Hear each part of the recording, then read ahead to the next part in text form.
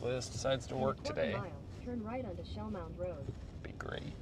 Turn left. Might not be. I don't know if it is. Head northwest toward Tennessee 27 West, then turn right onto Tennessee 27 East. Alright, so I'm going to stop at this Love's up here. 27 East for half a mile.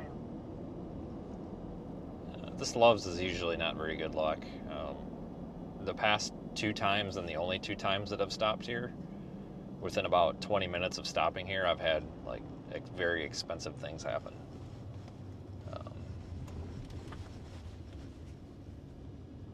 Most recently, head west, then turn left. I stopped at this Love's about Take the next left, last time I was here was about 3 years turn ago. left, then turn left. Oh, shut up, Google. Jesus H. Christ. About 3 years ago, and about 5 minutes down the road, transmission blew up. That was cool. And time before that, maybe about 15, 20 miles down the road, the oil cooler line blew off of my truck and started dumping oil everywhere. Thankfully, I have a brain. You know, unlike some of these people these days. That was a joke. Thankfully, I have a brain and put the truck in neutral and shut it off because I knew something was wrong. But it's just like every time I stop here, something very, very expensive happens. So let's just hope that something very expensive doesn't happen today. I actually haven't been here since the last crisis, which was like 3 years ago. So we're going to find out. Yeah, we need to figure out, like, I need a custom navigation system that, like, I don't want it to sit there and be like, oh, turn left at such and such road. Like, just no, turn left now. Like, that's all I want. Like, stop talking. So annoying. Like, just turn left. I don't know what's so hard about that. That's how it used to be. You used to be able to go into Google Maps and adjust how much it talked, and I don't think you can do that anymore. Actually, you know what? Let me look. I haven't looked for a while, but you used to be able to. Just be able to go in there and tell it, you know, only talk so much. Let's see here. Driving avatar? No. Avoid ferries. Yeah, I don't even see in here where it... I don't think it's a thing anymore. Let me get gas. Let me clean the windshield here, and then we'll go in. I'm going to have to get some of this crappy McDonald's. There's no other choice here, folks. Hey, we got somebody from New York. God bless you. I see who you elected for mayor. Good luck, buddy. That's not even a political thing. That's just that guy is not good news. He sits there and talks about how he loves all these other... hold on, folks. Political moment. He sits there and talks about how he loves all these people except the people that voted him in. So, God bless you, man. Good luck. Well, I got a telephone call. Hello. Hey, Josh Fryer. Yeah, Josh here. Hey, Josh. My name is Marta Case. I'm calling for my colleague, Randy Huffner, who you were just talking to. He said that he got pulled away on another call, but wanted me to follow up with you. So I do need to let you know anytime that we speak that this communication is coming from a debt collector. This is an attempt to collect a debt, and any information obtained will be used for that purpose. This call is being recorded. So, Josh, we're calling to discuss the balance from Paradise Valley Community College of $2,683. And the school is requesting for this to be paid in full. So I was just wanting to see, you know, what your intentions were with this balance. Well, I don't have it right now. I mean, are they willing to get maybe 75% of that, or are they just demanding in full? Let me see. I can check. So this client does not accept settlements.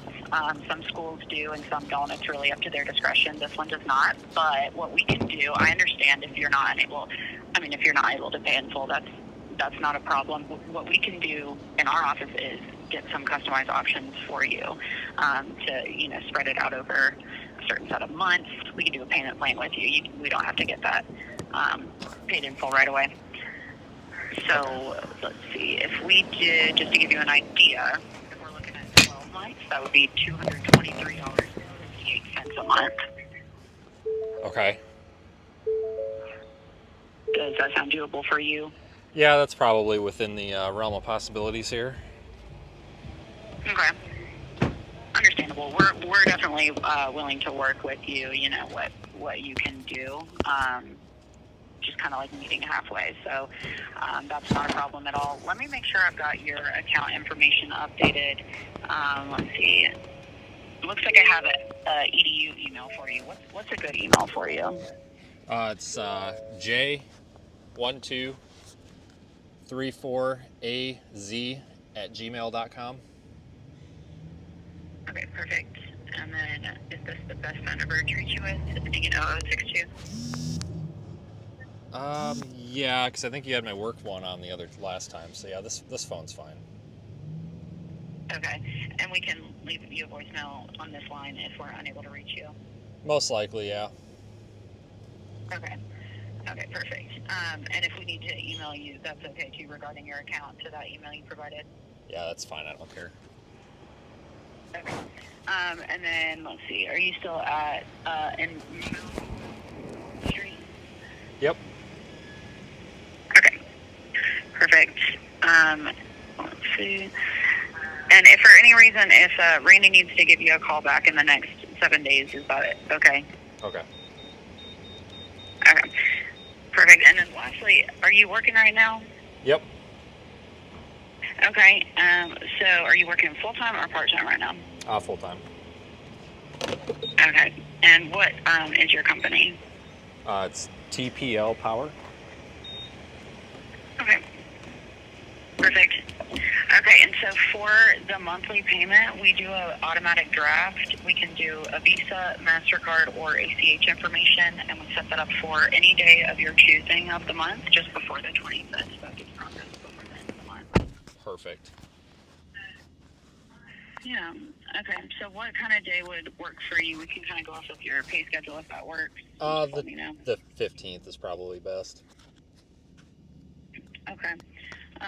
Starting this month, or were you wanting to do your down payment today? We can push it to the 15th if you'd like. We can just do everything on the 15th here. That's fine. Of this month, like next week or whatever that is. Okay. Sounds good. So let me go ahead and get that secured in our system for you. 22358. All right. And you said the 15th. Okay, so that will be perfect. And are you going to be using a Visa, MasterCard, or ACH today? It's gonna be Visa. Okay. And is it your name on the card? Yep. Perfect. And I'm ready for the card number whenever. All right. It's gonna be 4232 1234567 Sesame Street. LOL.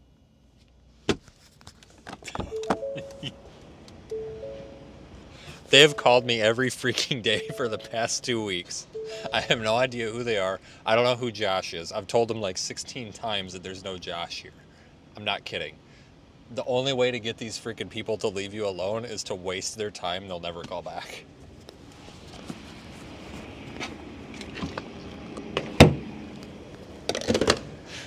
Oh. No. Yeah. No, they called the wrong number. Yeah. There's this dude behind me that's just laughing like, they ain't getting any of your money, and I'm like, it's not even for me. Sorry. So anybody who's upset with that, listen, folks, because I already got one nasty comment. This debt collector has been calling for some Josh guy, and they've been calling, like I said, multiple times a day for the past over a week. I've told them probably 5 times now that there's no Josh here. There never has been a Josh here, and there never will be a Josh here. And they just keep calling. And yesterday I was like, I'm begging you to just stop calling. You are driving me insane. And they hung up on me. Well, they called again today, and I'm like, all right, well, we're going to mess with them. So I messed with them. I wasted about 5 minutes of their time. And if there's the only way to actually upset a debt collector is to waste their time. So I wasted their time. They'll never call me back. Never again. They'll never call back. So I took care of it.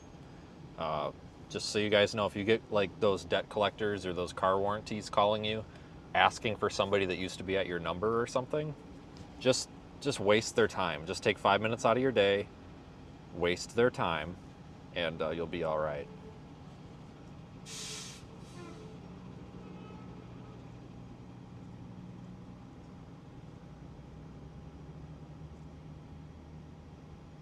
So yeah, that was fun. Let's see. Let me make an order for the frickin' Mac disappointment here.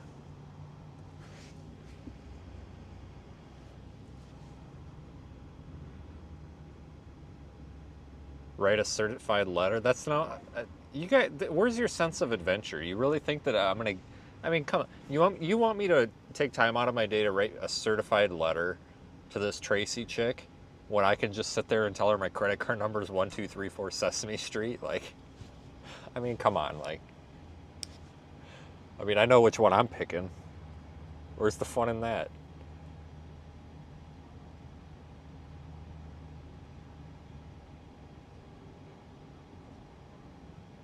Oh, you guys, you guys want to hear a funny story? So there's this dude. Hold on, this guy who wants to buy this truck right here. He wants to buy this truck. Okay. Yeah, it looks like mine. It's basically mine. He wants to buy this truck. All right. And so Home Fry texts me Tuesday at 8:30 p.m. and he says, "Hi Charlie, how are you?" He says, "I worked with you 5 years ago buying a truck from Schweeps." I think he meant Shep. I said, "Great." I said, "I was thinking of trading it in for another truck. You still work there?" I said, "Sure do. What are you looking for?" I've been getting so many text messages on my number lately of people wanting to buy cars. It used to be some car salesman or whatever, and I've just had it. And this is me just having it. And he sent me that screenshot, and he says, "I want to keep my payment around 6 if possible. You should have all my information." I said, "Yeah, Power Boost is nice. Looks like it's on the lot." I looked it up online. It's still there. The payment sounds a little bit out of scope, though. And he says, "I bought a 2016 F-150 2.7 from you. We just need to know what you guys would give for a trade. It's got 272,000 on it." My response was, 2.7 is usually worth a little bit more on trade. 272 is not really that bad, parentheses not, LOL. We could certainly run some numbers. And he says, "Cool." And I said, "Hey, Charlie, I hate to break it to you. I don't work for Schweeps." It's not Schweeps, but that's what he called it. I said, "But I could definitely run your trade-in number for you." He says, "Cool, can you send me information?" So I Kelly Blue Booked him and he sent me, he sent me his registration or whatever. So I Blue Booked it for him. And I said, "Hey man, it looks like your trade-in's between 6,500 and 10.5. What options do you have?" And then he reiterated the VIN. I put it in by VIN. And then he says, "Oh, I'm actually more interested in this one." I've already told Charlie I don't work at this dealership. I said, "Charlie, I don't work at this dealership. I'm not sure what you want me to do." The last message I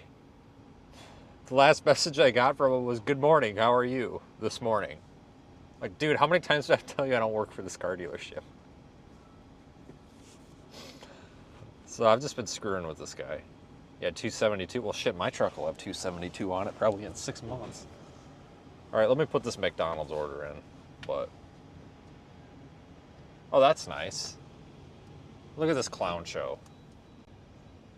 This rental truck just parks right in the freaking handicap with no handicap placard. I know that sounds like a petty thing, but that's really kind of crappy, you know what I mean? Like, I get it at 1 o'clock in the morning when nobody's around, if you're just running in to take a crap, park in the handicap for a second, all right. But, hello kids. Ah, shit, you're blocking my my view here. Yeah, I know that, lady, I get it.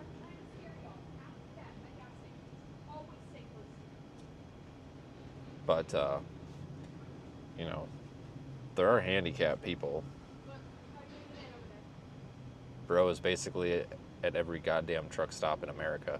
Well, I'm actually, I'm glad you bring that up. I need to start keeping track of which ones we've been to and start like checking them off. They're on a budget, yeah. I hope they get a ticket. I thought it was one of those like Loomis vans at first.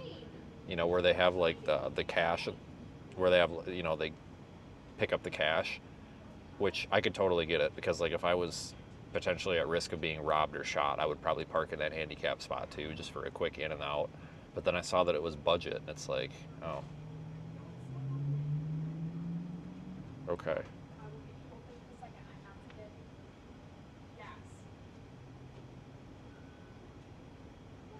Guys, I'm making a quick order here.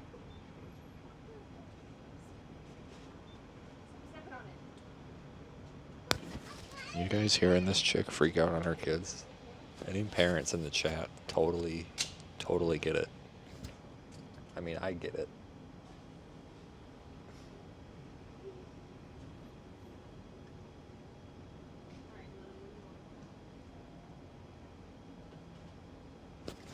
She's over here. She's like, I'm trying to scare you so you don't get run over by an effing car. Jesus Christ. She's just screaming at these kids. Like, I totally get it. I've been there.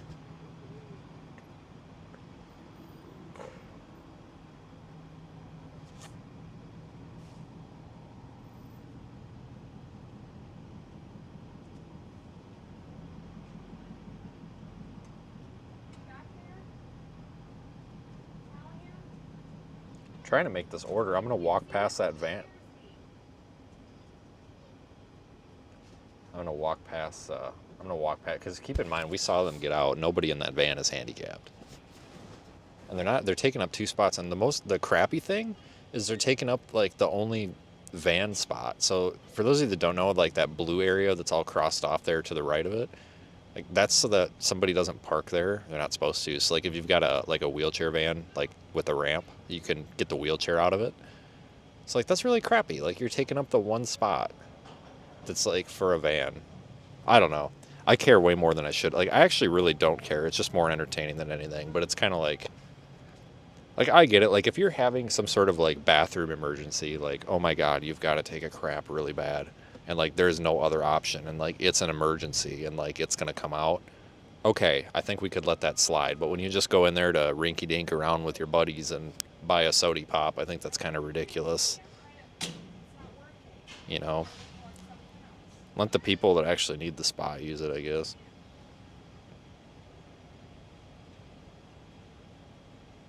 I don't know, Taylor. I scream at my kid pretty hard in the parking lot, so I totally get it.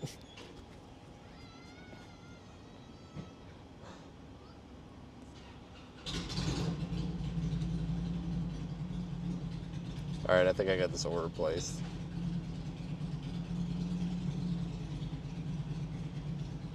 Yep, a couple days ago, trying to walk out of Walmart with the kid. The kid's about to get hit by a car. I'm just like, Jesus Christ, God damn it, are you trying to get frickin' ran over by an effing car? And she didn't take it seriously still, so it didn't work very well. All right, guys, I'm going to take you guys with. Oh, there is a van. Okay, there's 2 van spots. I just noticed that now that I actually look, but whatever, still.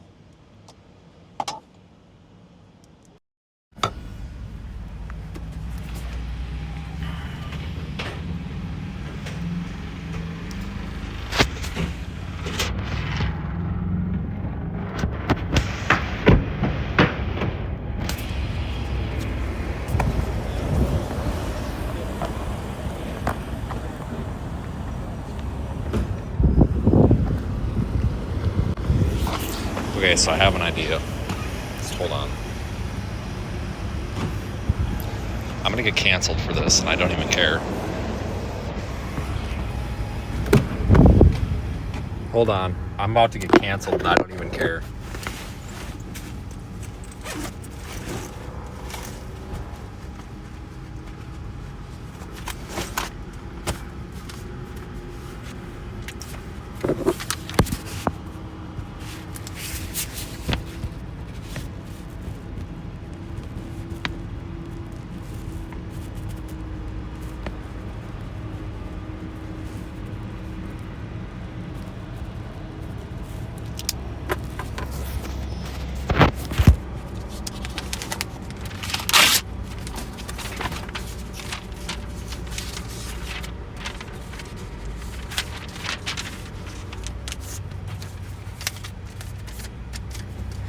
I'm just up to no good today.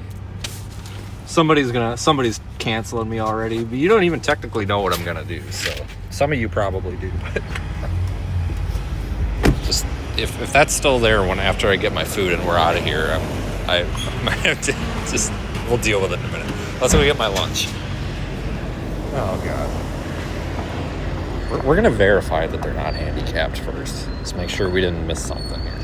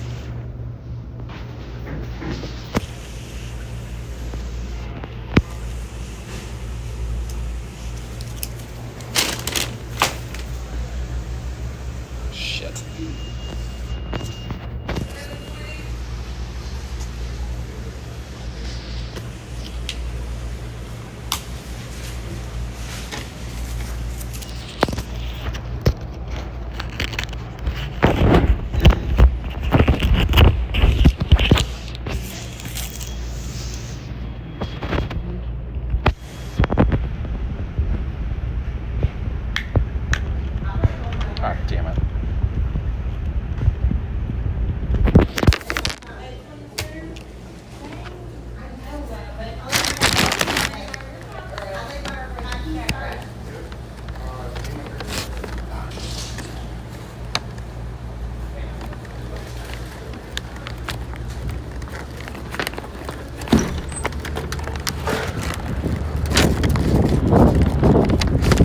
Oh, van's gone.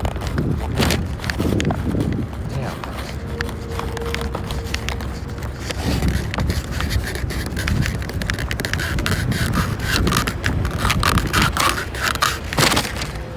Well, that was a stressful experience.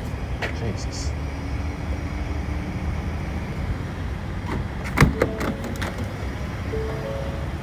God bless America, that took too long.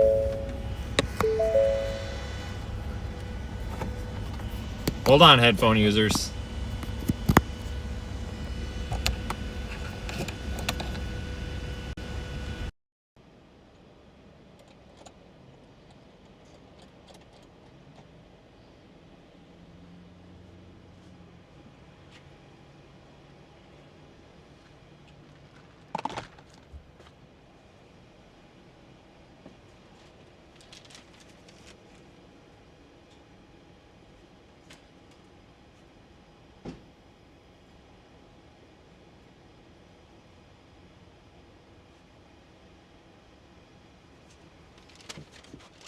Oh my God. Jeez, that was a freaking experience and a half, wasn't it?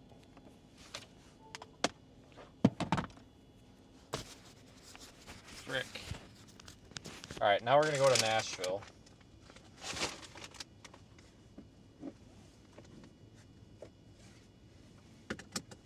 Yeah, van's gone. That sucks. I had a note written for him and everything. Just gotta leave him a note that said can't park there. That was just me being extremely petty, mainly because it's entertaining. I really didn't care that much, but it's kind of funny.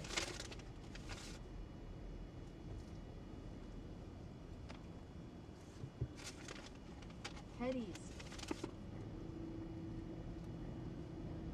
Turn left, then turn right.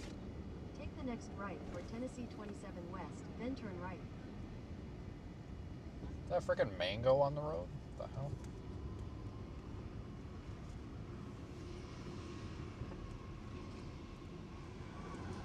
Turn right for Tennessee 27 West, then turn right onto Tennessee 27 West.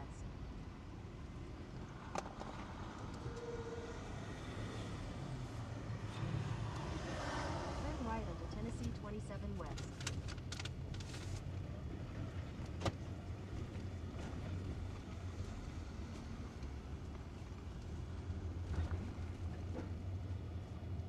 Alright. In 800 feet, turn right onto the ramp to Nashville. The audio sucks? Why? What's wrong with it?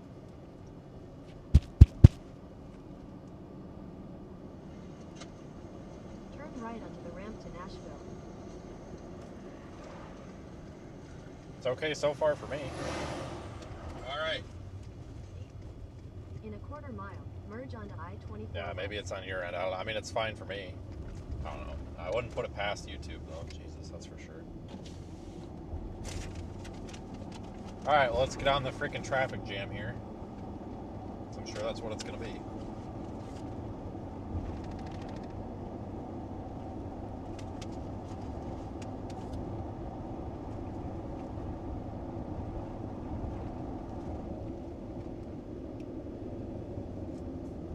Wow, this is like the worst McDonald's I've had all year. Holy crap, that's really bad. Continue on I-24 West for 100 miles. Not giving that one a very good rating on the Google Maps, that's for sure. I get like a 2 stars.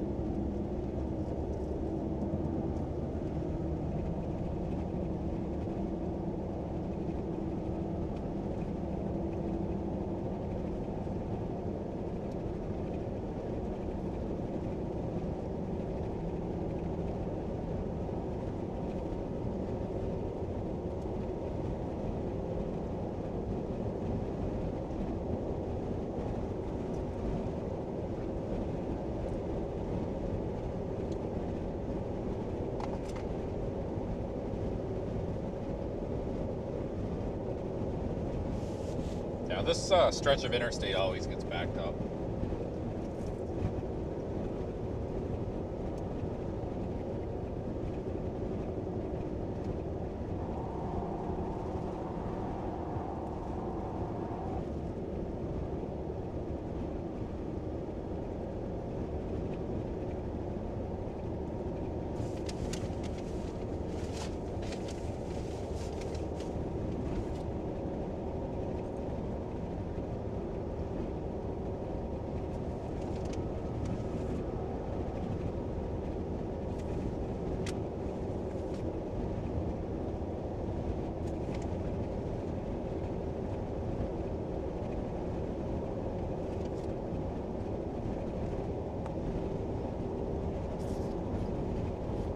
We got the possibility of snow here coming up in a few days too.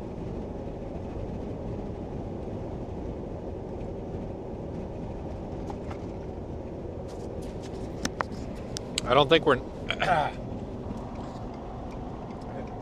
we're necessarily talking a lot of snow, but some of you guys saw the drama on Facebook probably. There's this Facebook page, this Northern Illinois severe weather or something. And they're trying to call me and all these other people out saying that we're doing clickbait. Yeah, LOL. But this is what all this, those of you that didn't see it, I posted a map. Is it yesterday? I think? I don't know. I posted a map because it looks like there's a potential in southern Wisconsin and northern Illinois for like an inch or two of snow. Maybe. So I posted a map and I circled the area. And I said, you know, the models are saying 7 inches of snow, but that's bull crap basically. I said I would expect maybe an inch or two, but even that might be a stretch. Well, this other page is saying that that's clickbait. I don't know how that's clickbait. And then they sent their followers over, and their followers are like bullying the living shit out of me on Facebook. Like, I have blocked so many of their followers. It's ridiculous. Like, I think it's a coordinated thing.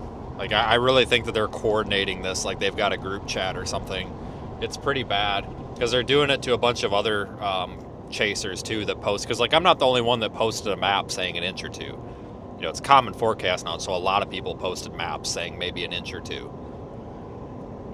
And they're all their followers are coming over. They're like, "You're creating manipulative graphics," and then someone was like, "This is an extreme graphic. This doesn't even make sense." Like, an extreme graphic. So my response to this like mid-30s guy, I said, "Dude, if you think 1 to 2 inches is extreme, I feel bad for your wife." And then of course, he reported me to Facebook. Facebook notified me that that comment got reported. They didn't do anything about it though, because they didn't find any terms of service violations. But that's the kind of people I'm dealing with right now, and I'm being called out for clickbaiting when all I said was there might be an inch or two of snow, and then I literally followed it up with another sentence and said that may even be a stretch. If anybody is intimidated by 1 to 2 inches of snow, holy smokes, my God. So I thought it was kind of funny. Like, I'm just telling you guys because I'm laughing at it more so. And I hope it snows. I hope there's 10 inches of freaking snow this weekend. There's not going to be, but I hope there is, because I'll take a picture of it and I'll make a post and I'm going to tag that Facebook page and be like, "Oh yeah, here's your clickbait." I just get so sick and tired of these damn weather. Here's what I made a Facebook reel about this. What a lot of it is, you know, there's a difference between actually like standing up against clickbait, which is like basically just false crap, right? Like when Ryan Hall posts a thing that says there's going to be 4 feet of snow in Chicago, that we know that's crap, right? Or when you know, Fox Weather or Fox CNN, whatever, they put up their graphic and it's like, this is an extreme emergency, but there's really like 3 inches of snow coming. That's clickbait. That's ethically wrong and manipulative. You know, and that's one thing. But when somebody makes a graphic and says, "Hey, this is what might happen," but it might not even be that likely. That's not clickbait. A lot of these pages and these people are using the guise of saying it's clickbait because they feel like that's how they can manipulate their audience, which is exactly what they were doing. They're manipulating their audience and trying to alienate my audience from me by saying that I'm posting that just to get money and all this. And it's like, okay, all right. You know, if I wanted to post something that was going to get a bunch of shares and a bunch of clicks, I would have said we were going to get 10 inches of snow, not 1 to 2 if we're lucky. You know what I'm saying? And I think these pages, hold on, dead zone.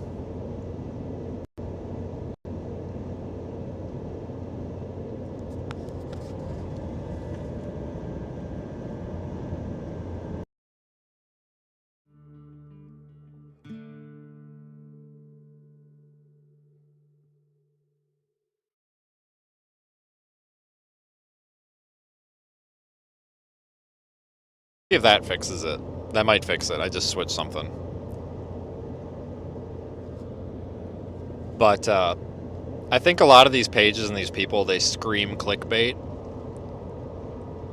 because like they suck so bad at being a content creator.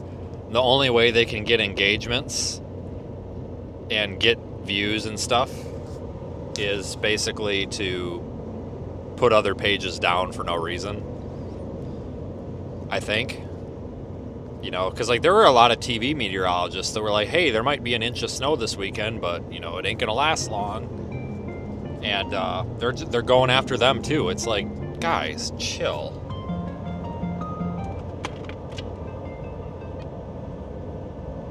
Hello? Hi, what are you doing? Oh, what? Okay.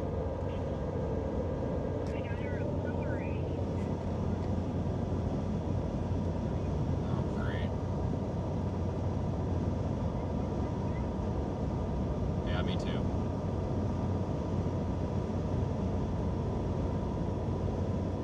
Alright, you going home now? Alright. You want to call me later tonight? Okay.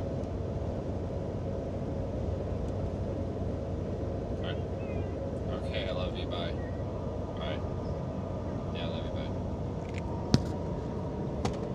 But no, somebody brought that up and like, you should tell the story about Facebook. And I'm like, yeah, I'll tell you about Facebook. Freaking Northern Illinois severe weather. Oh, tough guys. Jesus criminy. Really, you're gonna pick on somebody for saying there might be an inch or two of snow? Like, really?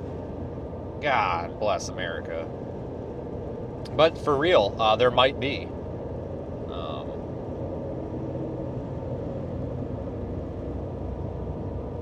There might be. Southern Wisconsin, Northern Illinois, there actually may be up to, and this would be pushing it, up to 2 inches of snow accumulation. It's actually looking more likely now than it has. So, not like it would stick around very long and be gone in a few hours, but it does, you know, it would really be pushing it to get anything over an inch. But I think up to an inch is looking a little bit more possible now. A lot of that cold air is going to come in really fast. Elevated surfaces in the grass, the roads aren't going to accumulate, but like your front yard might. So we'll see. But additionally, I'm actually more interested in the potential severe threat or the snow, lake effect snow that might happen in northern Indiana. Talk about that in a minute.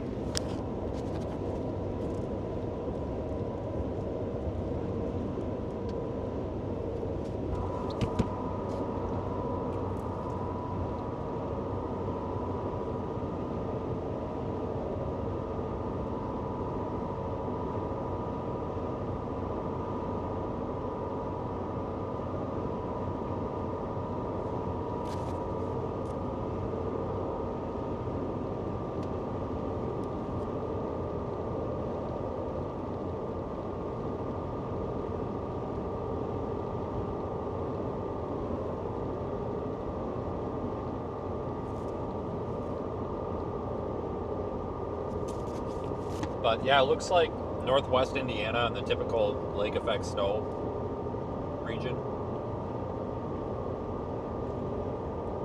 Looks like there actually might be some snow Sunday night.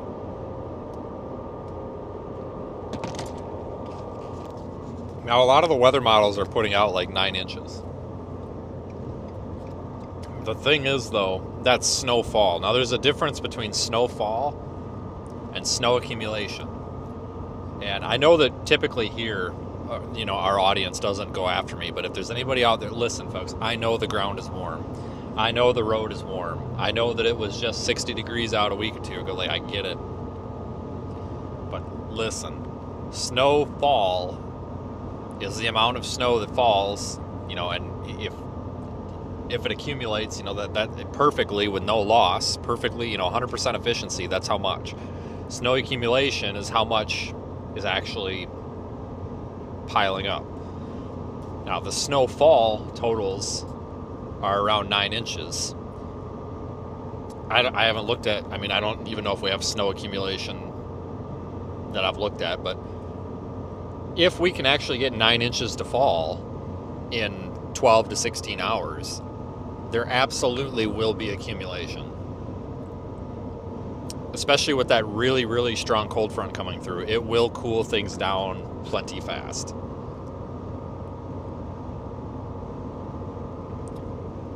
All these people on Facebook are going after me like, the ground's not froze. Guys, the ground doesn't have to be froze. Every year, there's always like this new thing that the Facebook weirdos go off about. This year, it's the ground being froze. It's like, guys, the ground doesn't have to be froze to have snow on it. The surface that the snow is touching just cannot exceed, 31.99 degrees, right? Or it melts. The top surface layer will cool down very quick if the cold front comes through and brings in, 30 degree cooler air. So, but we actually might have a live stream in the snow early Monday morning. And then there's also some hinting that we might even get some lake effect snow in like Erie, Pennsylvania, Cleveland, all the way up to like Dunkirk, New York again. So we gotta watch that. That would be later on this week or the coming week. Yeah, one year ago we were actually in Colorado. 1 year ago was the start of the big snowstorm. I was in Lyman. 1 year ago today, I posted this on Facebook if you guys want to go look, but 1 year ago today, we were live streaming an absolute hell of a snowstorm. Quite the contrast.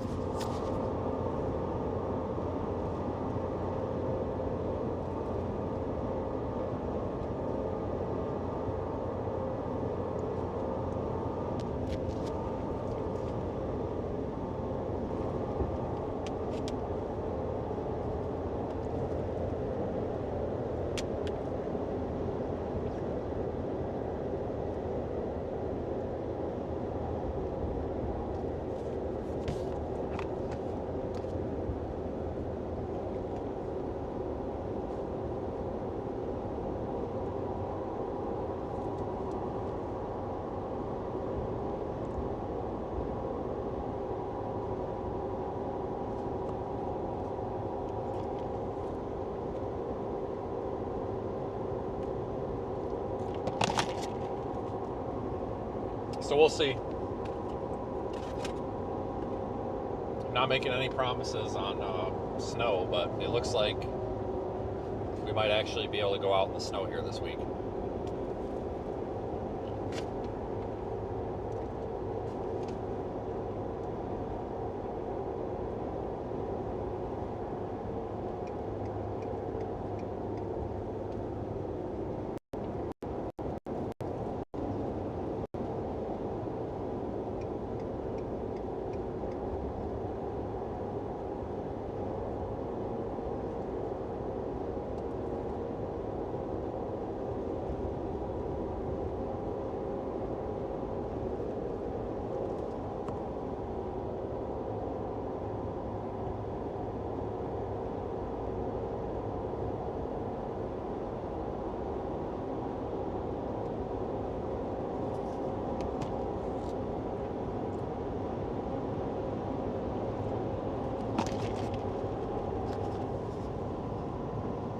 I can give you guys a little bit of an update on the project here, but I think we're about to hit a dead zone because I don't have any cellular, and there's no way the satellite's going to hold on through this little mountain pass.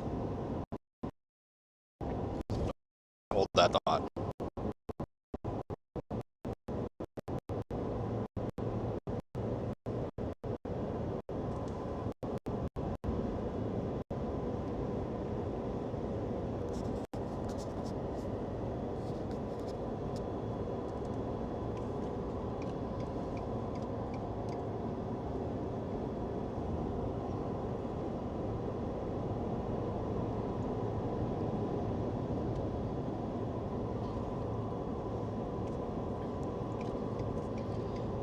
So we're actually looking into building our own radio sondes, folks. We're not necessarily committing to it. Remember, I've been showing you the like the Vaisala and the Intermet sondes. But I was thinking the other day, and we had a meeting about this. We were really looking at this. I've talked to a lot of people, and we're like, you know, what's stopping us from manufacturing our own sondes? And there actually is a couple of things. Number one is, well, yeah, let's talk about our limitations, and then we'll talk about what would work. So our limitations, number one, is temperature sensor performance. That's our number one problem, because once we get above like 40,000 feet, temperatures are going to be below negative 40 degrees Celsius.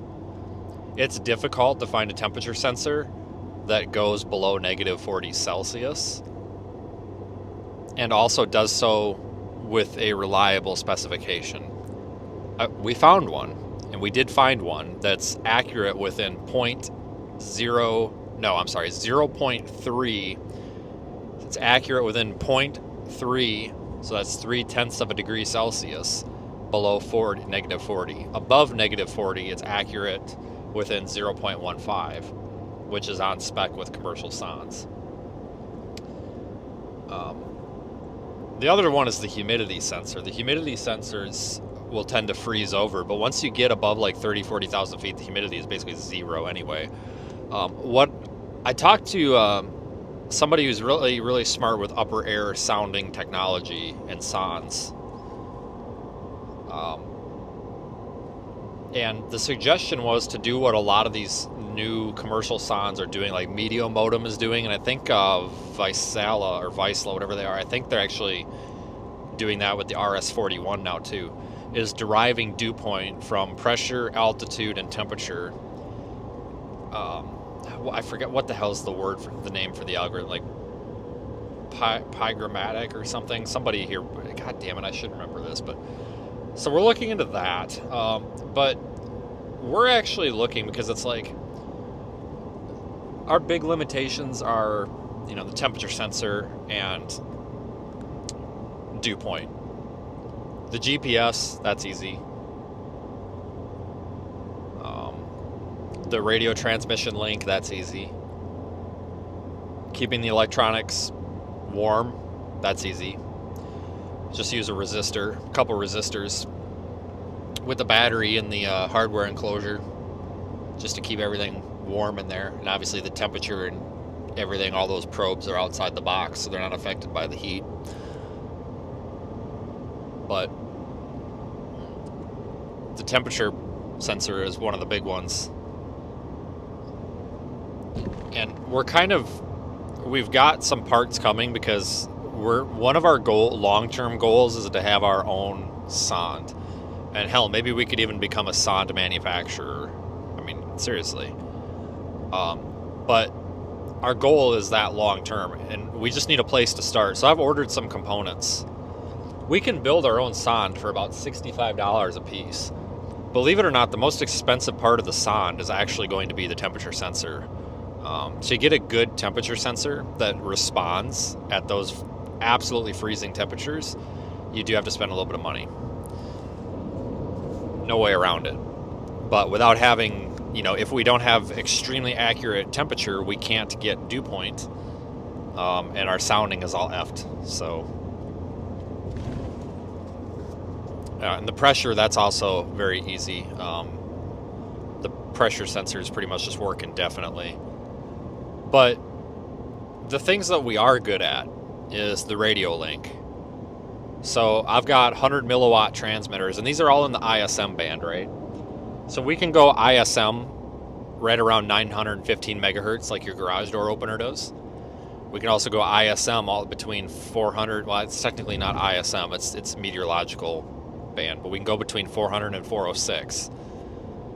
Or you can go all the way up there, right around L band satellite, like what NOAA port is on. It's like right around 1680 megahertz. There's a spectrum up there for radio sondes.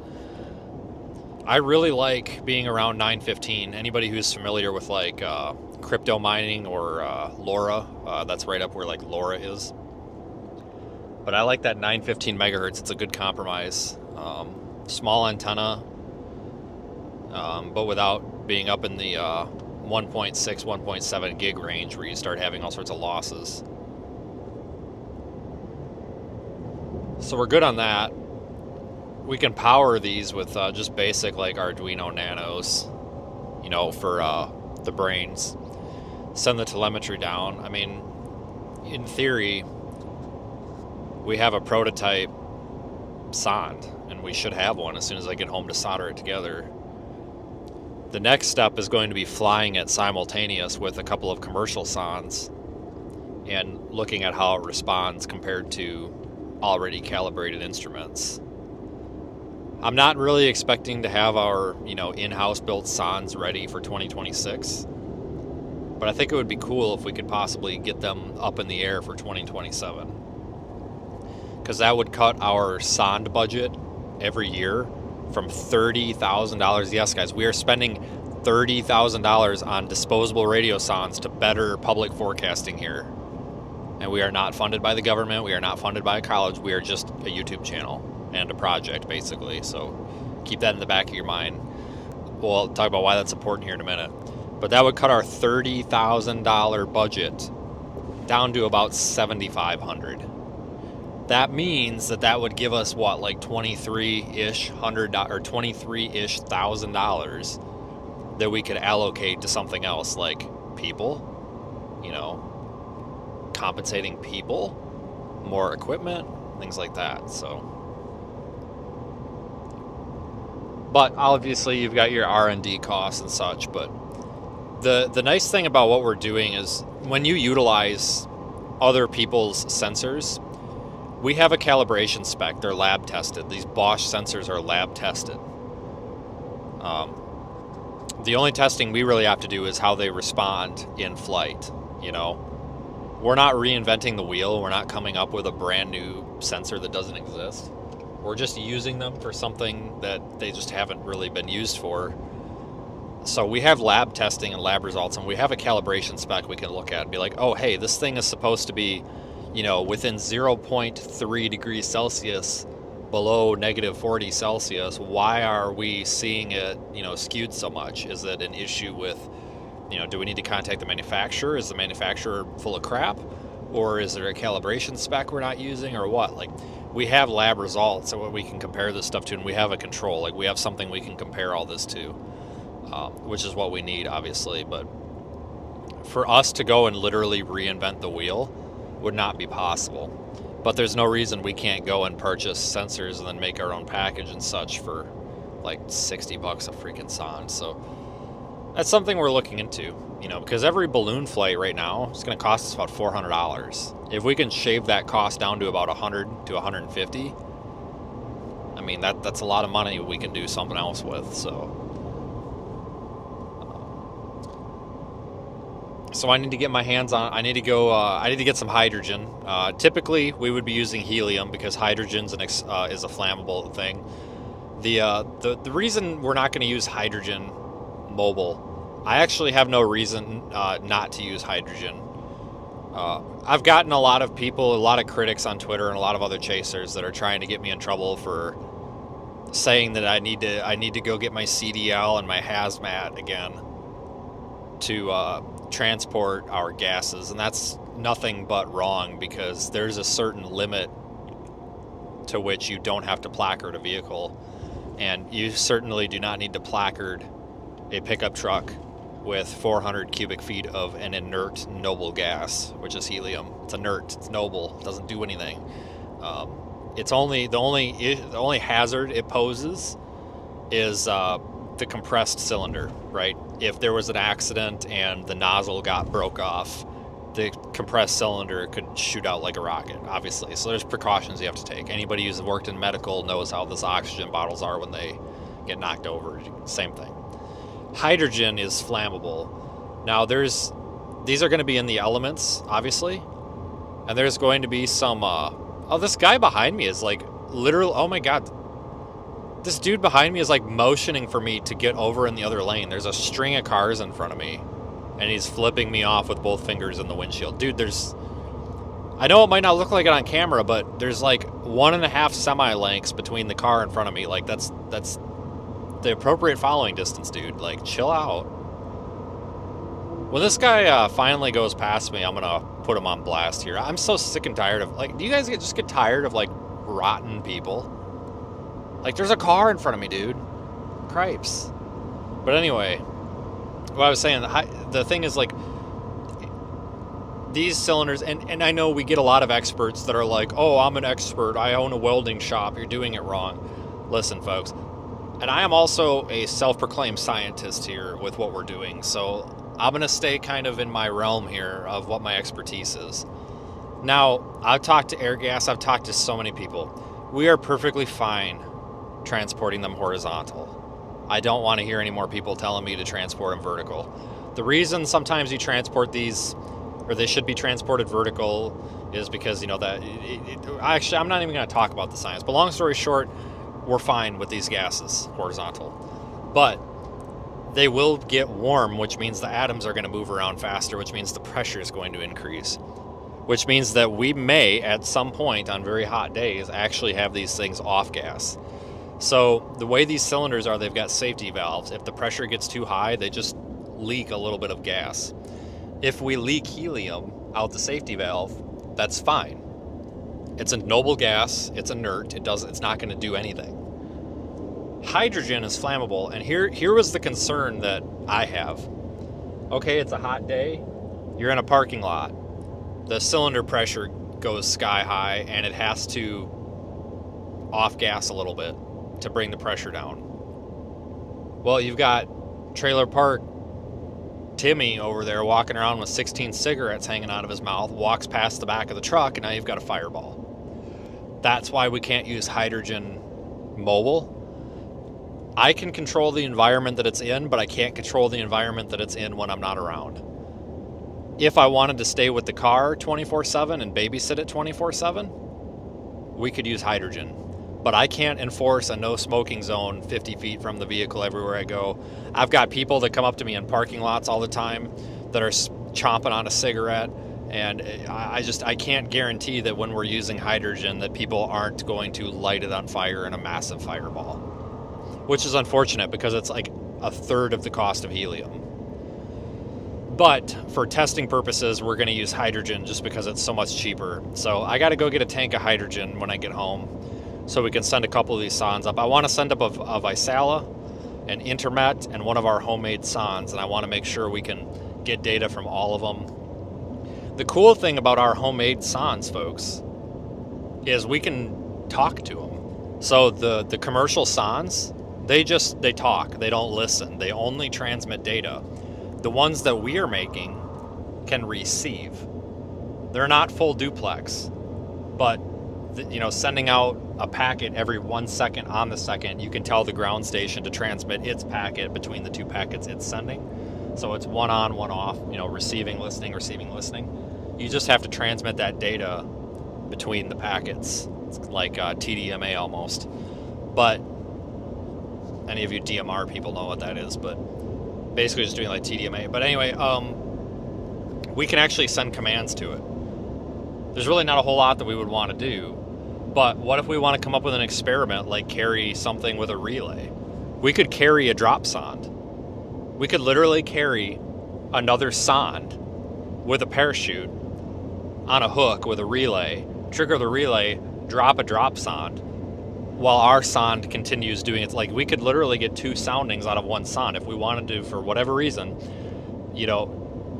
put a drop sonde into a supercell. Why can't we do that? if we could, now this would be tough, but if we could get a balloon to float over a supercell, we could drop a sonde through the supercell and actually sample the supercell. There's no reason you can't do that. It would be difficult to launch and anticipate and actually get it in the right spot because we have no like control over the flight of this thing. But by being able to talk to it, we could send commands to it. So that's one of the things I was thinking of, is we could come up with other experiments to take with it. You know, maybe that's what we focus on after the first year is, you know, other upper air experiments, and then we can, you know, release some other things. We could change things. We could decouple the sonde from the balloon at a specific altitude if we wanted to. By being able to talk to the sonde, we can do a lot, which is, I think, is pretty cool. So I'm really like, I don't, it's not that I doubt that we'll be able to manufacture our own sonde and have it be just as good as a commercial. I just don't know how long it's going to take. Right? It might take 5 years. At some point, we will be doing that. But we've got the stuff to start doing the prototype stuff to do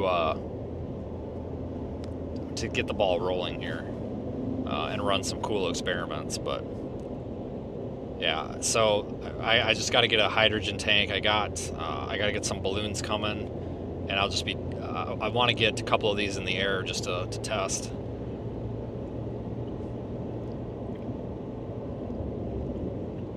Before it gets too damn cold out and I don't want to be doing it, you know.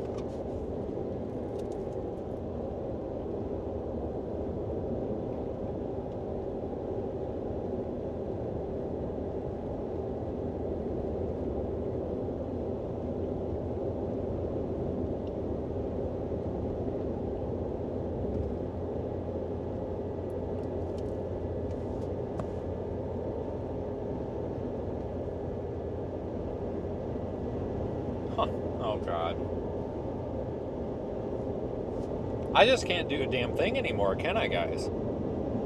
Stacy, she got caught in the filter. Stacy says, it's really nice that you're putting all these pollutants into the air and contributing to global warming. That's the opposite of what a meteorologist should be doing. We shouldn't be launching balloons. It does nothing but pollute. Stacy, I encourage you in the future to ask questions other than embarrass yourself like this. If you would have asked about the environmental impacts of this, I could have told you, but because you were arrogant, now I have to correct you and make you look stupid. Respectfully, Stacy, if that's your real name, that's a real rude thing to do. Like when somebody's talking about using their personal finances to better the world and better meteorology as a whole, and we're talking about like 50 grand in total with this whole project a year, it's really crappy to come in here and just like put them down and try to make them look bad. This is a public service, Stacy. Second of all, no, it's not polluting, but yes, it is. Listen, the balloons we use are the same ones the National Weather Service is using. It's natural latex. It's going to biodegrade. Not worried about that. The sondes, yes, you're right. When one of them comes down and hits the ground, that is a pollutant. You are absolutely right. But we need to be able to forecast the weather because it's life and safety. We have to be able to forecast the weather. I think that we have to accept a little bit of the polluting, minimize it as much as possible, obviously. But we have to be able to forecast the weather. There's no other way to do this. Obviously we minimize what we're putting up there, like these devices are as small as possible, whatever. People actually go and track these sondes down and retrieve them. People go pick them up all the time and recycle them. And we encourage that. But, oh my God. I gotta block you before you embarrass yourself anymore, Stacy.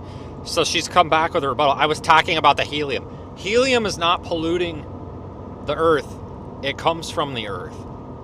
It is one of the most abundant gases we have. Helium comes from the earth. Like, helium, I'm surprised you're not bitching about the hydrogen, but helium is not polluting the freaking 25 cubic feet of helium in my balloon is absolutely not going to kill the penguins in Antarctica, okay? I promise you. We are grasping at straws and nitpicking for a way to do cancel culture and complain about somebody on the internet because we've got nothing better to do than sit on our phone or our computer or our tablet and complain about something that someone that you'll never meet is doing. That's what we're doing here. Anyway.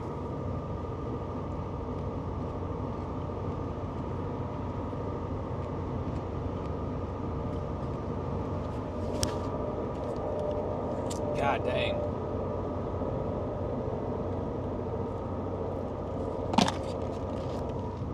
Now it's time to cancel Vince again because of the helium. Oh my freaking God.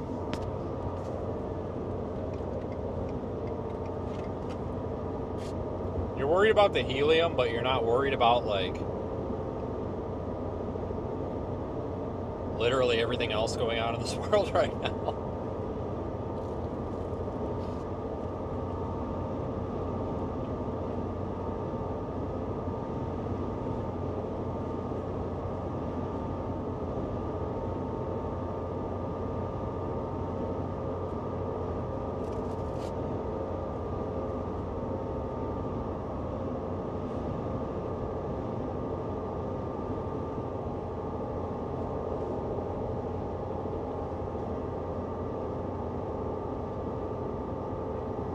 Anyway, so that's kind of where we're at. A lot of cool developments happening.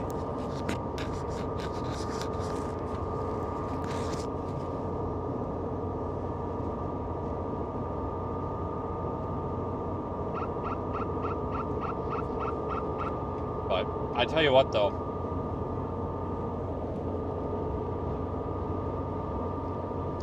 If this temperature sensor does not work as it says now, the lab there's an entire, like, what is it NIST? I think it's NIST that certified it. So, like, it's a certified scientific lab result, whatever. It tells me that it's accurate, you know, with less than a half a degree Celsius margin below or colder than -40 C. And it says it goes all the way down to -80 C, which I don't know what our average altitude is that we're going to hit -80 C. I would imagine it's probably somewhere up there around like 100,000 feet. I don't intend to go that high. Most of our flights are going to be about 60,000 feet. We have the capability to go up to 100,000, and we will be going up to 100,000 occasionally, but most of the time it's not quite necessary because we're looking at like mesoscale events, right? Like if it's a couple of hours before a severe weather event, we just want to know if there's a freaking cap or not. You know, we want to know if the HRRR is right or if it's full of crap. I don't need to go to 100,000 feet. We really only need to go to storm top height. We really only need to send that balloon up to like 60,000.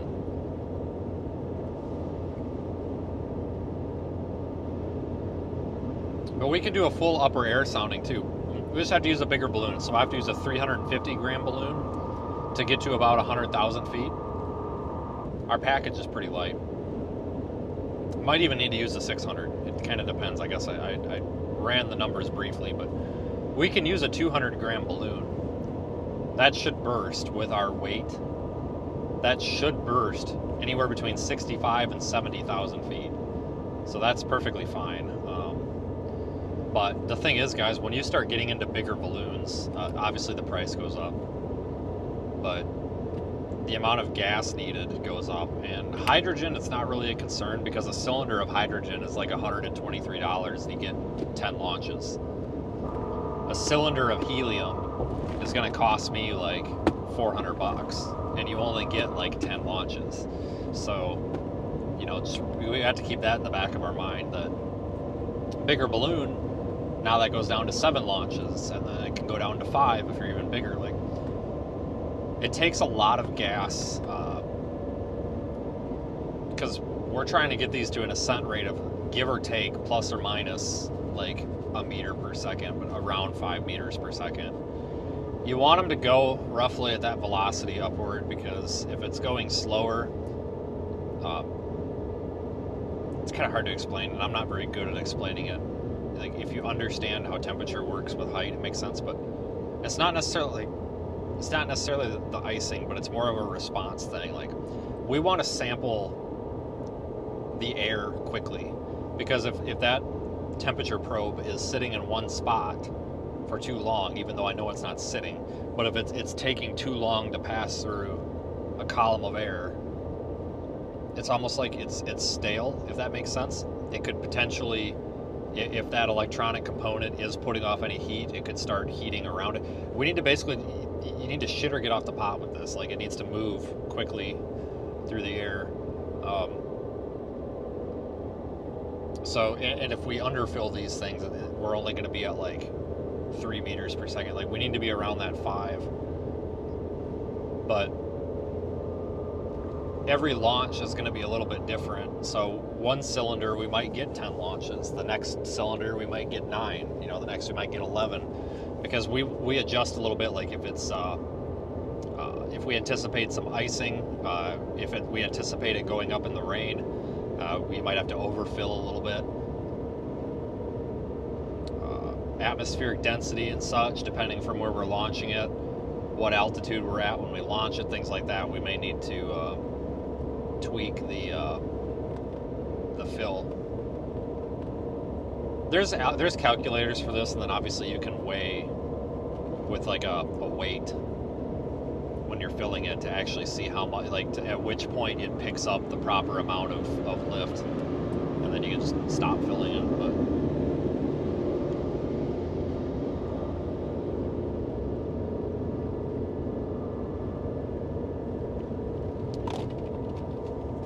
I've got to fix this. This stupid, something's wrong with Starlink. So I got my iPad on Starlink, and like I can't get the chat to load, but I see the stream's working. It's not the tablet. We got a new tablet. It's the internet today. But I'll just keep talking, I guess. But anyway, so that's kind of what we're looking at. Obviously, our ground-based sensors, that network is expanding. I had a little bit of an issue with the one that I have right now. It's only the battery in it all of a sudden just started lasting like 12 hours, and it was lasting like 5 days before. I'm like, what the hell? Well, apparently I had a problem in the the Python, because this is just all Python script, and the Python script on the Pi was, for some stupid reason, I had it set to like, it basically it's been trying to run itself like multiple times. So basically it was just a line of code that didn't get changed. It was just running the CPU like at full bore. So I fixed that, so now we can clone that, but we should be good. The Mesonet sensors, so we've got about, what did I say it was, like $4,600 in Mesonet sensors we have to build. And then obviously we've got like a $20,000 investment into the SONs and the balloons and stuff. So that's what, if you guys are interested in helping, we are running our GoFundMe fundraiser. And yes, you can click the anonymous button. I've had some people ask, but we're trying to get that thing up to $25,000. I know that's a lot. You're like, oh, why does a stupid YouTuber need 25 grand? Well, it's because I don't have it, right? Yeah, because I'm just a stupid YouTuber. So I'm not made of money, and neither are our contractors, employees, whatever. So we can do the project without the $25,000. I'm just going to be upfront honest with you guys. We don't need it, but if we don't get it, we're going to have to take some severe cuts to what we're doing. That means going from a total of like 50 Mesonet sensors to backpedaling and going back to 25. You know, keep in mind there's also a monthly recurring cost of $6 per sensor to run the data. From going to 100 weather balloon launches between March, April, May, June, and July, we may have to go down to 40, which ain't much. And you know 1 or 2 of those is going to be a bad launch, so you're really talking probably like 30 to 35 that actually get good data, because you know you're going to have one that screws up or whatever. So that 25,000 basically picks up the slack and ensures that we can do this, because we're not asking people to come out and help us for free. we've got our contractors, employees, part-timers, we've got a mix of people that are going to be getting compensated to work for the project, for a week at a time or whatever our deployments are. So this is also, when you're contributing to this project, understand that you're enabling some monetized opportunities here for folks.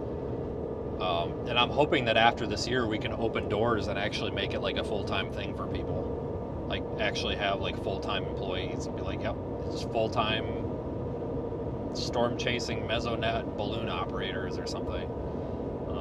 That's what we're trying to get to. So if you want to contribute to that GoFundMe, there's a link pinned in the top of the chat. I have no idea what's going on in chat because it literally says error 404 and it's got the little like dinosaur game, because I don't know what's going on with Chrome right now, but I'll pretend like something's happening in it. Everybody could be telling me to like screw myself right now and I'd have no idea, but that's where we're at. And we're almost to what is it, 20%? Hold on, guys. Let me see if I can see what our percentage is. I have to hold on. Can I do that without getting in a car wreck? I know it says like what we're at on screen, but I can't see that in the car. I need to.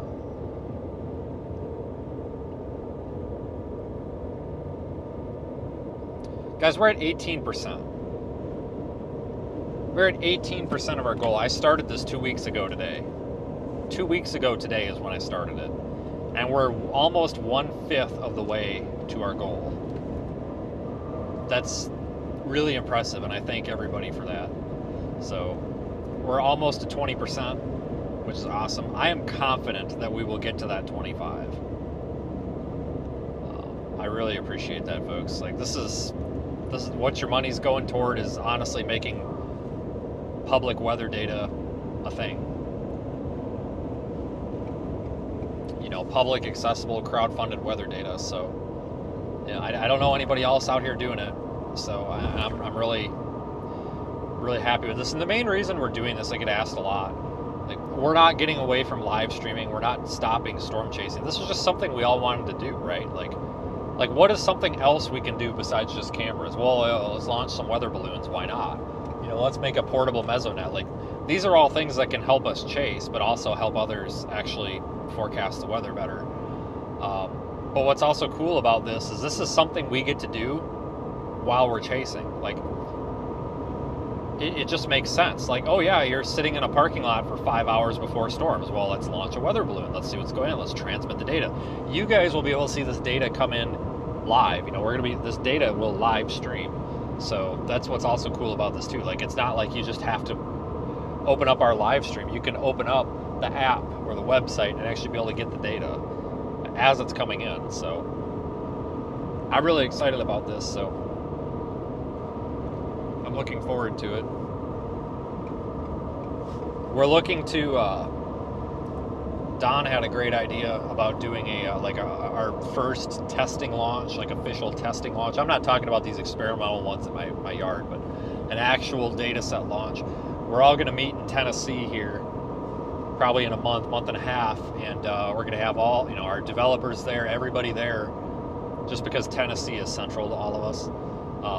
Go to Tennessee and make sure we can ingest the data, a full run around, make sure the launch vehicles, because there's going to be me and Zach, and then Aiden will have tracking capabilities. His car's just too small for a helium tank, but he'll still have receiving capabilities, and just do a full deployment, full scale, make sure this works, and obviously we'll live stream that. But we're hoping to get that done before Christmas, which we should be able to. I just need to get Airgas to get their head out of their butt. Airgas is a helpful company, but the problem with Airgas is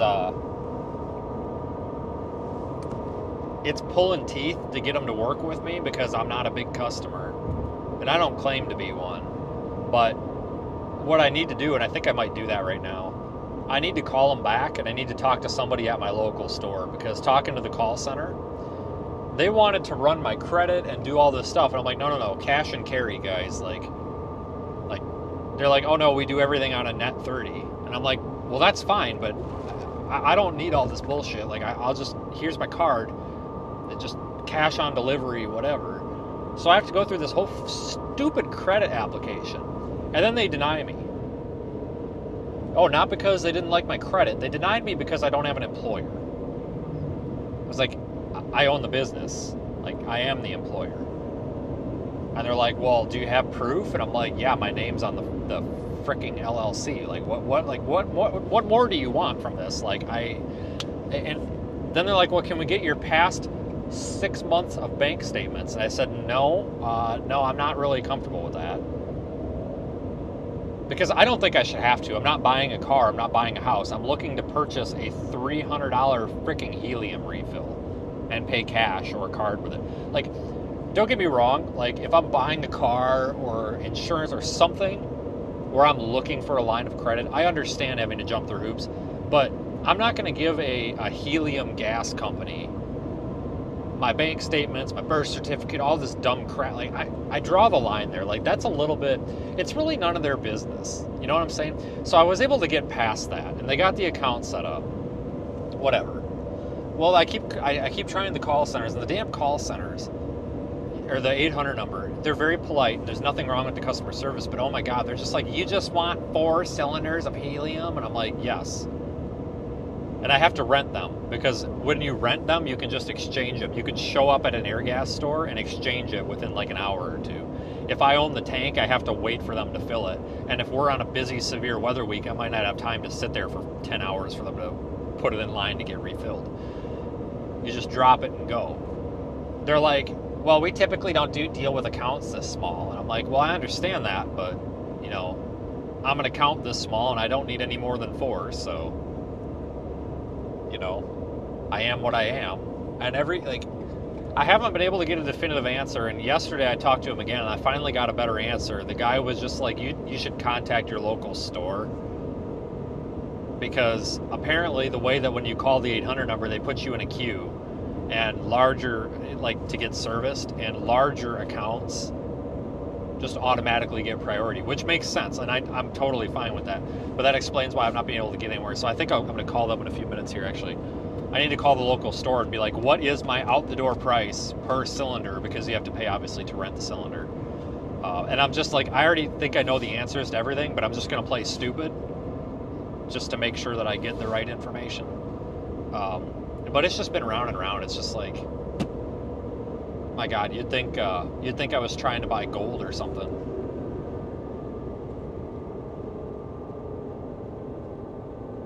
Yeah, once you get air gas to start working with you, they're fine. Like, we always had them every shop I've worked. You know, they came once a week or whatever, and like the drivers are always helpful. Like the stores are always helpful. It's like the nationwide, like the universal customer service. That's just like.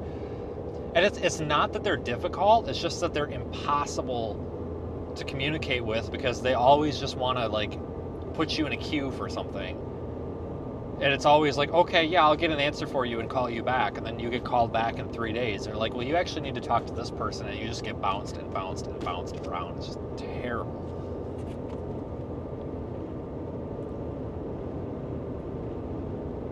Yeah, well, that's another thing about owning the tanks. I don't want to have to deal with the testing and stuff, because I think, what do you have to do that? What is it, every 4 years?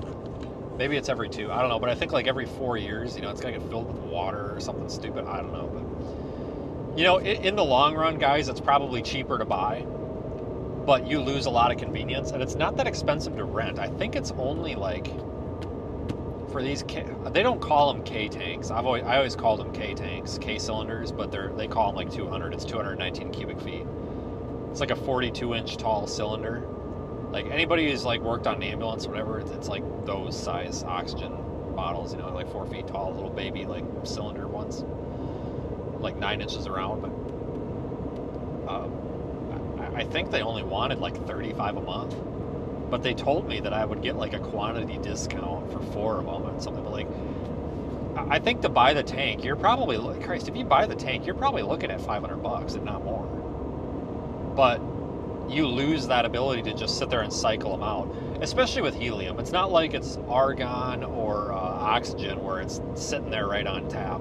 Like, because everybody that I talked to at Airgas was like, yeah, we can refill them, but understand that you need to give the store 24 hours of notice before you show up. Otherwise, you might have like a 3-hour wait, which isn't a big deal. But when you think about it, if we've got 2 vehicles running all over, and let's say we end up doing 30 to 40 launches per vehicle in a month, well, we might need to get them things filled 3 times per vehicle. That's a lot of like hassle. It's just easier to show up or call them, be like, hey, you got helium, this size tank? Yeah, cool. You show up, dump it, and grab another one. So it's just always a hell of a lot easier to do it that way. So like you lose maybe a little bit of financial gain, but you gain a lot of convenience, in my opinion. And honestly, then if you ever actually do have a problem with it, like, I don't know, it starts leaking out the threads or something, like, it's not your problem. So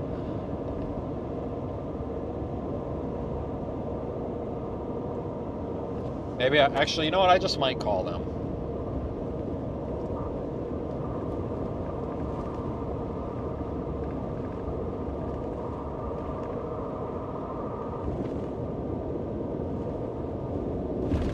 God, this road sucks.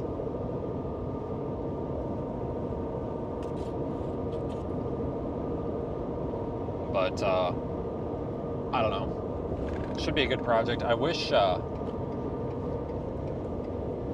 we were in a controlled enough environment that I could run the hydrogen mobile. If I had a van, because the NSSL guys, like the NOAA guys that were out doing stuff last year, they were using hydrogen, but they had them in vans, like cargo vans, and they basically just ventilated the van with like cracking the window. But because it's in the truck and it's not, or outside of the truck and it's not climate controlled, I really am thinking, especially when it's full, that there's actually a pretty high chance that it has to off gas a little bit. And I'm just afraid there could be somebody smoking or something. It sucks because, like I said, I would save like $300 a cylinder when it comes to filling it. But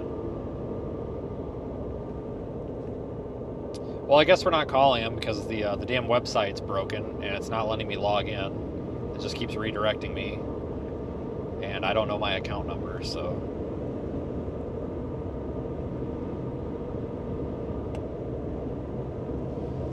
But I mean, I'm okay with helium. It's just, yeah, you don't need a license to haul hydrogen. You only would need that if it's like at whatever the limit is for placarding a vehicle, which we're well under.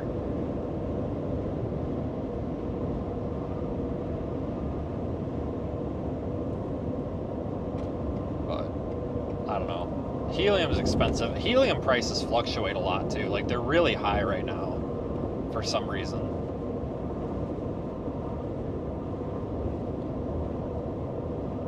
So hopefully they come down a bit during like April, May, June. But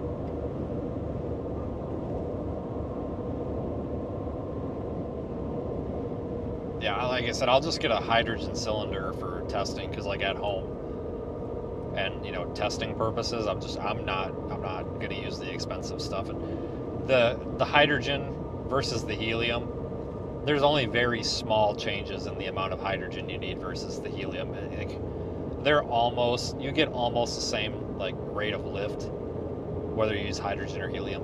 You do have to make some small adjustments, but it's nothing major. Like, it's still roughly 10 fills per cylinder. But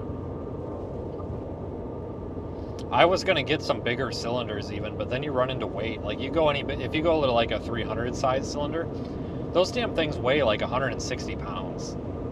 And my truck bed, like my tailgate, when it's open, sits like 4 feet off the ground. I mean, you're talking picking 160 pounds up and stuffing it in there. One guy, that's gonna be tough with one guy, especially considering it's a damn cylinder of compressed gas, and if you like drop it, there's a chance you're busting the top off, and now you've got a freaking missile. So I'm kind of limited on running a smaller one, because those like 200 sizes, I think they weigh 120 pounds, and 120 pounds is perfectly manageable for one person. Like, I've got no problem with that. If I've got to pick 120 pounds in and out of the back of my truck, I'm fine with that. But if I got to sit there and wrestle 160 something pounds in and out of my truck once a week, yeah, it might not be a huge deal, but it's like, you're kind of running into the land of really a pain in the ass now. because you can't always count on that extra person being there. So 120 is kind of where I draw the line. At like anything bigger than that, it's going to be really a pain. So you run the risk of dropping it or bumping it or something. So, and we're just stopping. That's awesome.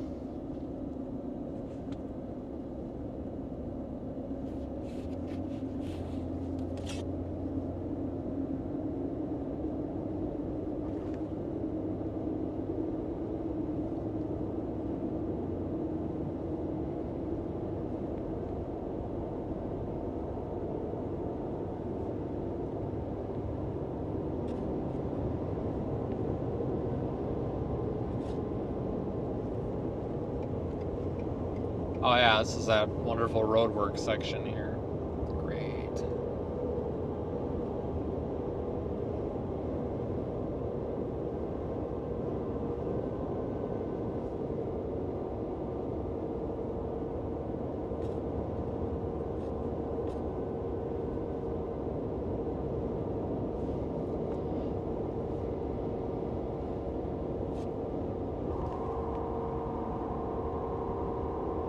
Okay, guys, I've actually got my account number. We're gonna call these people.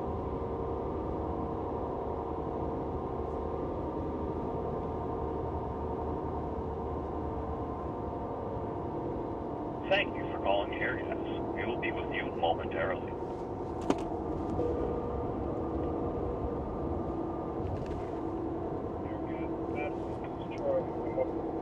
Hey Troy, I have an account already. You just happen to be my local supplier. I am looking to get like pricing and figure out what I need to do here to rent some size 200 cylinder helium tanks. Size 200 cylinder? Yeah, I mean possibly I might go up to like a 3, but I'm just kind of looking at like pricing for what it is to What rent. kind of gas? Be helium. Say that one time. Helium? Oh, helium 200? Yeah. Do me a favor. What's your address, man? The one on the account is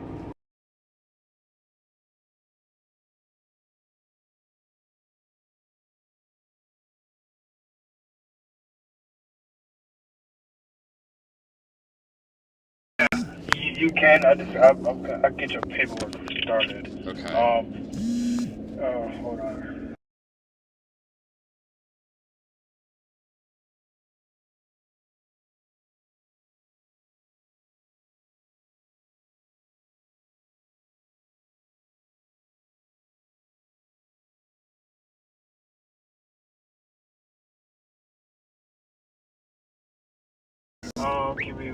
I can send you a quote. You want to send you a quote?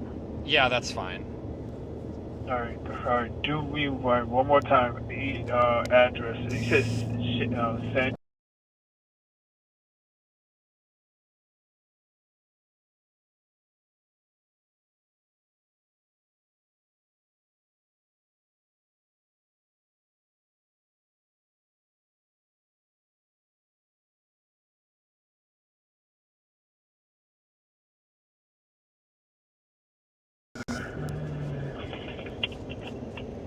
All right. Slide. All right. Quick favor, man. What is your email address? 301@wxeye.org. Hold on. 301. @wxeye.org. EYE.org. Yep. Alright. So 301 at WXEYE.org, correct? Correct. Alright. Give me like 5 minutes. And you said helium 200. Alright, give me 5 minutes and I'll send you that over to you, okay? Okay, I appreciate it. Alright, man. Thank you. Yep. You guys see what I'm talking about? Like it's always, it's constantly. Like you cannot get an answer on the phone. It's always, we're gonna email that. which they were supposed to email me this prior, and I haven't gotten an email yet. Like, it's always, oh, we'll email that, or we'll call back, like, every time. I tell you what, if I don't get some answers, I'm just gonna show up at an air gas store, and like, I'm not gonna like refuse to leave, but I'm basically just gonna be like, look, like, respectfully, I like to walk out of here today, I need to have this answer. Like, somebody's got to give me an answer. I've been working on this for like 4 weeks, and I've yet to get out the door pricing. Like, come on, guys. You know what I mean? Like, let me give you my money. It's like, oh boy. It's annoying. It's not like they're doing a bad job. It's just that they're not doing like anything helpful, and it's just always, it's like it's always something. Like, somebody's always dragging their feet these days. Like, the only thing holding up my project right now is these people. Like, stop dragging your damn feet. So I'm probably, what's going to happen is I'm probably just going to have to go to an air gas location tomorrow and be like, look, like, I need an answer, basically, you know, because he's like, oh, you want to pick it up tomorrow? And I'm like, well, I need a price. Like, I'm stuck. Like, obviously I have to pick up the gas. Like, whatever you're going to charge me for the gas, I have to pay it. I don't have a choice. But before I show up there, I need to like confirm that we're on the same page here, you know, because, oh my God, it's just always something. There are police reported ahead. It's just always something. And I can't order it through the website because the website says that I can't order helium or hydrogen through the website. Like, oh, of course you can't. That would just be too easy.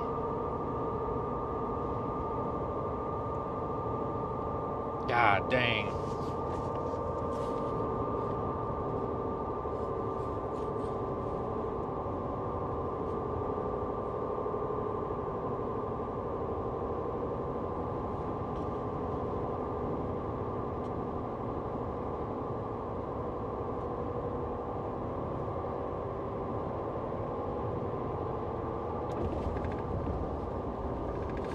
I just really, really hope that once this is all like set up,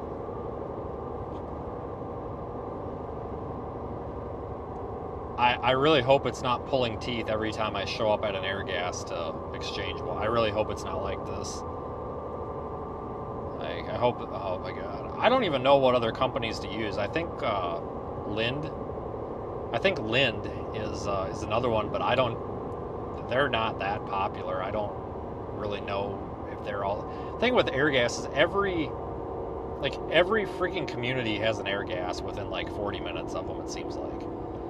I know I can be within an hour of an air gas basically anywhere I go. Like, those Lind places, I don't think, I think they're more regional. I really don't have a choice. I'm kind of stuck with air gas. I've had a difficult time with trying to order. Like I said, I mean, I know I'm a small account, but holy crap, man.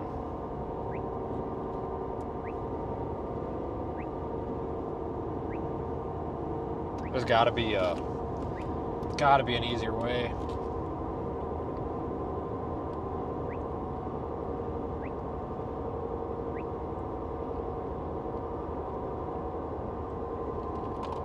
I don't know if I'm just getting pushback from these guys because it's helium.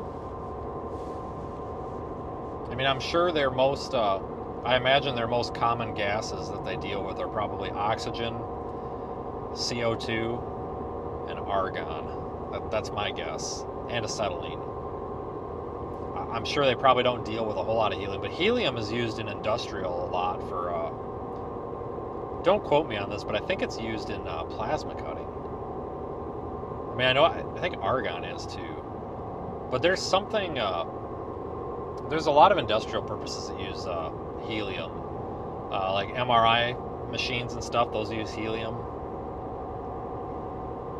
There's a lot of uses. It's not like I'm asking for, I don't know, frickin' a sample of air from Jupiter here. My God, like, I'm sure everybody can relate to that though. Where like you're just trying to get something done, and like it just ends up getting so drawn out, where you're just like, you feel like everything's just dragging its feet. this is absolutely that. I mean, I'm just over it. So hopefully he sends me that quote.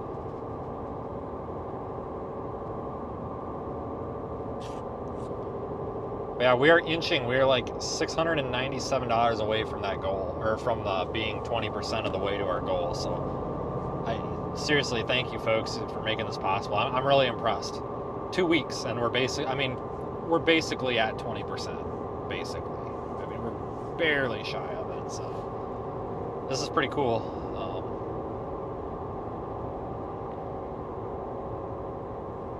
I appreciate everybody for watching. I mean, I expect to have a live stream tomorrow. There should be some sort of severe weather. I mean, I don't expect a big severe weather event. It looked like it was going to be a big severe weather event a couple of days ago. But now it looks really, really pathetic. Like, it doesn't look like much at all. But I don't know. I'm kind of really watching that snow chance on Sunday and then Monday. So, which would work out okay. Nashville tomorrow. That gives us Saturday to drive up there for the snow, and then Sunday for the snow. So it just kind of sucks, because the whole reason I stayed in Chattanooga is because I honestly thought it was going to be severe weather down in the south, not freaking Nashville. So I stayed out. If I would have known it was going to end up being Nashville, I would have went home, because Nashville's only like 8 hours from my house. I would have just went home. But that's the problem, and that's one of the things that's just the way it goes when you're like doing the storm chasing thing. Like, sometimes you stay out anticipating an event, and then the event comes and nothing happens, and you're like, wow, that was a waste of $500 in hotels. Like, cool. But it's just one of those things, like, you just kind of have to accept it. Like, there's just no way around it, because if tomorrow happens to pan out like a big event like it originally looked like, well, then we're saying, oh, well, it's a good thing we did stay out. But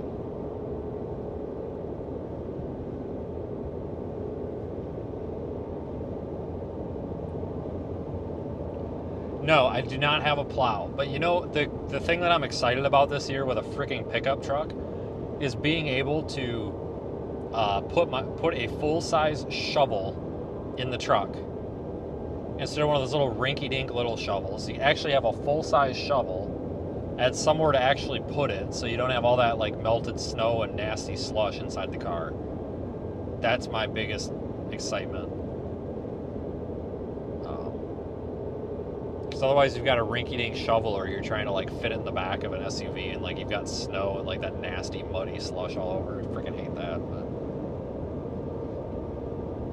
I don't expect this northern Indiana potential snow to even really I don't even think it's going to phase anything, because it's going to be tough to get any of that to stick to the road. But it's one of those things where it's like, even if it's not likely, but even if 9 inches were to fall, like the models are saying, which I don't think it will, but it's lake effect snow, you just never know. Even if that were to happen, I honestly don't even know if it would stick to the road. But I still want to be there for it, because I haven't seen snow since February.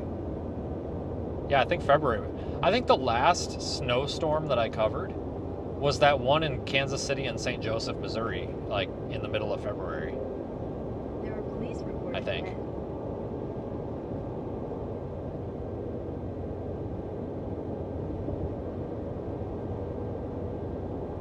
I know I drove around in the snow in Wisconsin at some point in March, but that wasn't even anything good. So.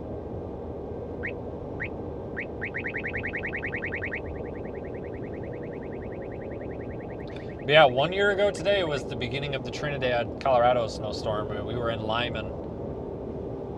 I posted that on Facebook. I've actually got posts scheduled today just went out.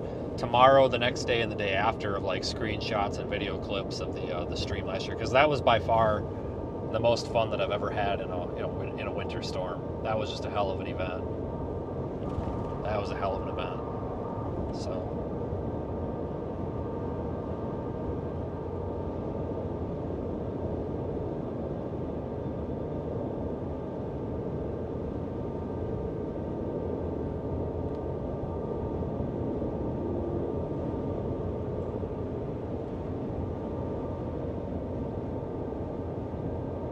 Yeah, that was the event where the Lyman police officer threatened to arrest me for walking. So that was a lot of people don't remember that, but that was when the Lyman. See, the Lyman Police Department is very corrupt, and they got their wrists smacked, and I mean freaking smacked by the Highway Patrol. They basically just before CDOT shut down 70, Lyman, they shut down all the I-70 entrance ramps. So once you were in Lyman, you couldn't get out, but that was before they shut down the interstate. And they basically trapped people in Lyman. And the Colorado State Patrol went in there at like 5 o'clock. Some of you guys remember the argument over the radio. They were literally like ordering the police, like, you have to open the ramps. Like, it is time. You have to open the ramps. Like, I-70 is not closed. You need to open your ramps. A whole group of us and a bunch of truckers, we just blew through there was a closed highway. We just blew through it. We had to go. There was nowhere to go. Couldn't be stuck in that town no more. But he had the damn road closed for no reason, and I was trying to get to the pilot. So I pulled into the TA by the crappy subway, and I went walking up to the cop, and he's like, stop walking toward me.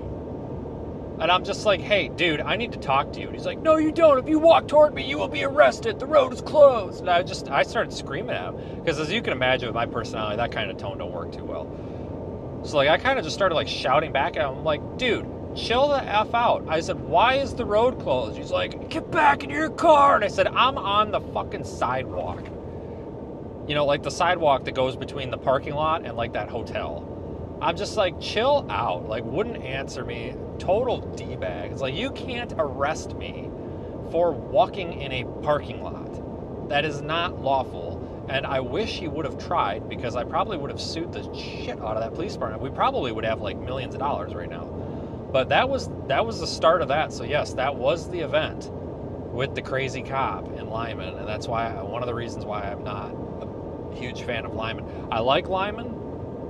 But that really, like, if those are the people that they hire to represent their town, I'm not exactly happy. And it's not just me that had a problem with them. Because like I said, the Highway Patrol, or the State Patrol, whatever they are over there, like, had to force the city police officers to open the road closed gates because the road wasn't closed. And they were trapping people in town, and people needed to go. So, Colorado State Patrol, thank God they came in and put an end to that, but it's just like the road wasn't closed, and they just swing the gates closed. Like, what are you doing? Like, seriously, like, what are you doing? Like, because I remember everybody was confused, because even the Department of Transportation on the radio was like, why are the gates closed? Oh, Lyman closed them. Like, why? Like, oh my God, it was a shit show.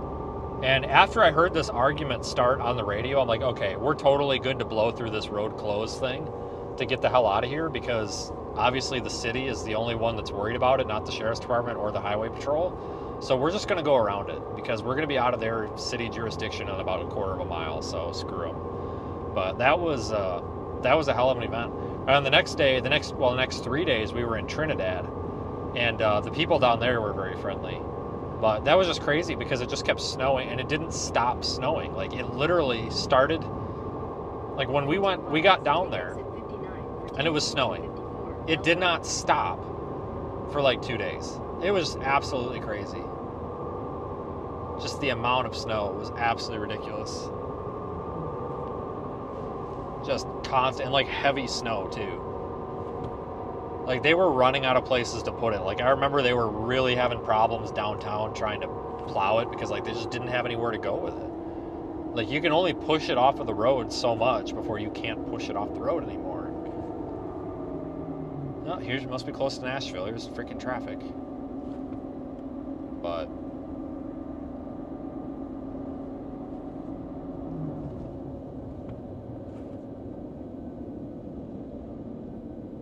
thanks, Diana. I need to get over. I don't know how this is going to work.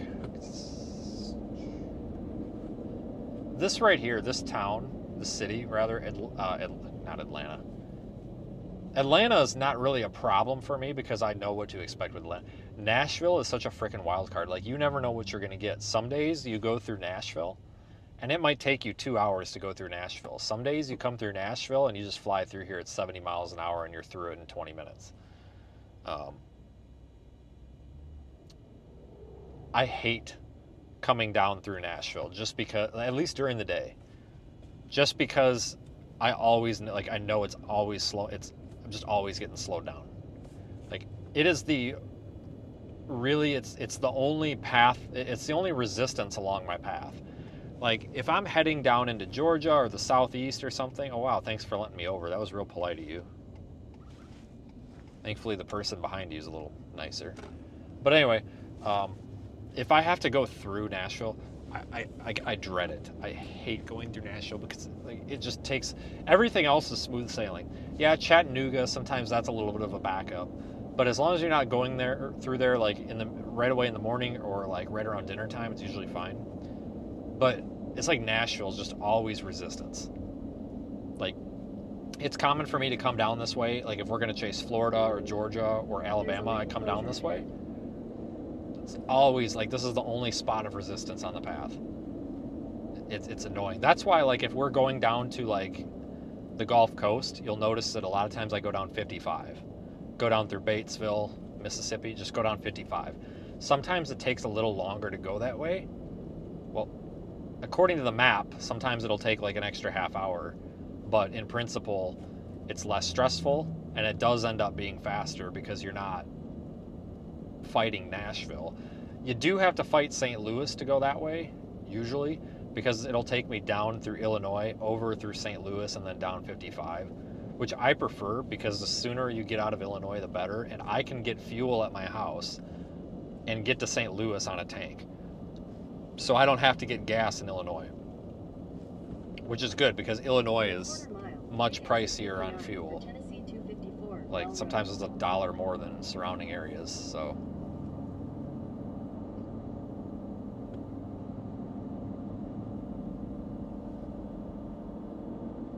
Yeah, I couldn't be a truck driver east of the Mississippi River, period. Absolutely not. I have a hard time driving my pickup truck west of the east of the Mississippi River. At the light, turn left onto Tennessee 254. You know, this is a topic I bring up all the damn time on the live stream, where it's like, it seems like it's so much more exhausting trying to do long trips out here when you're east of the Mississippi River just because of the traffic. And I wholeheartedly mean that.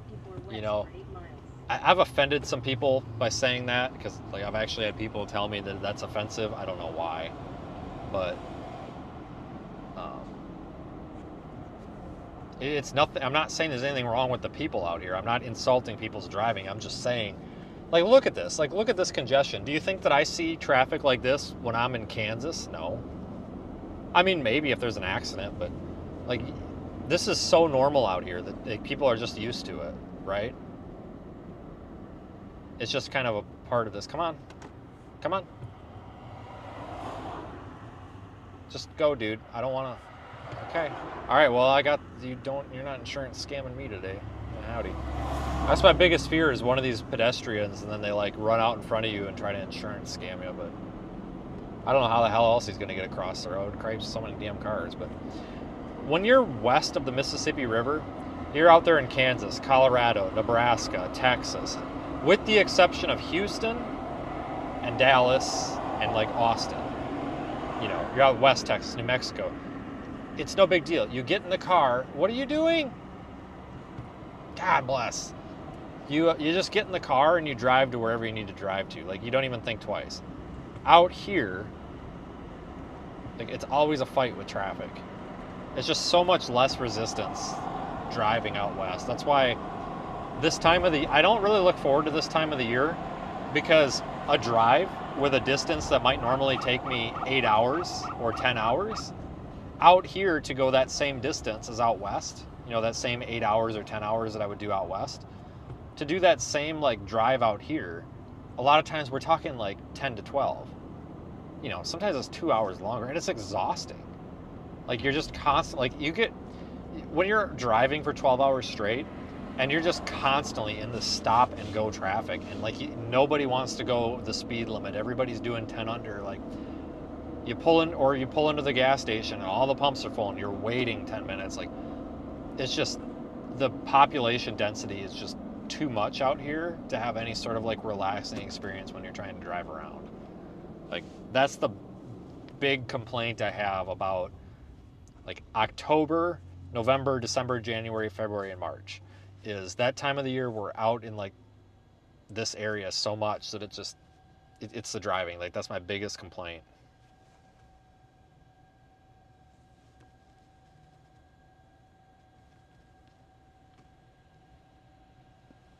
So I mean, yeah, you've got your hot spots that kind of suck for driving out west too, but even out there it's not that bad. Like with the exception of Dallas. Like Dallas is terrible, and I-35 from Dallas all the way down to Austin, or San Antonio rather, is awful. That is just gridlock 24/7. But with the exception of that, because that's not even really Texas, that's just like its own little state. But with the exception of that, like, people complain about Oklahoma City. I don't have a problem with Oklahoma. I've never had a problem. Even when Oklahoma City has traffic, it's not that bad. I think it's just because a lot of the people that are out there, like, that's the worst traffic they've ever been in, and they think that that's bad, even though in the grand scheme of things it ain't that bad. Like, you compare it to Atlanta, Nashville, Chicago, New Orleans, basically anything in the state of North Carolina, I-95, it's nothing. But Oklahoma City ain't bad, Amarillo ain't bad. Amarillo gets a little congestion, but it always moves, you know? And there's only a few places it gets congestion, because Amarillo really just only has like one or two main drags that go through it. So, like, Denver, you know, people complain about Denver. Denver ain't that bad, unless like somebody does something stupid and blocks half the road getting in a wreck. But, you know, traffic doesn't even exist in Kansas or Nebraska. I mean, it's just, you kind of take it for granted when you're out there. Like, oh, I need to drive across the state, no big deal. You jump in the truck, you make sure you got a full tank of gas, and you drive across the state. Well, out here, you know, you're going to stop like 6 times. You're going to be going 45 and the 65 the whole way. Like, it's just not a huge fan of it. And everything's just very populated. It's very urban. You're always dealing with city traffic.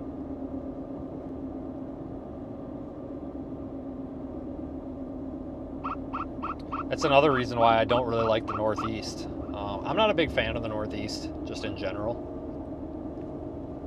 But I just don't like how populated it is, because like I feel like you get on the interstate, but you never leave town. I don't like feeling like I'm trapped in town, and I feel like when you're in the Northeast, or hell, like even on I-95 on the coast, it's almost like you never leave town. It's like the interstate just drives through town after town after town, like you're never out of town.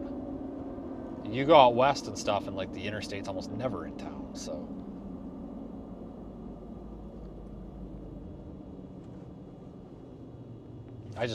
I'm not a big fan of cities.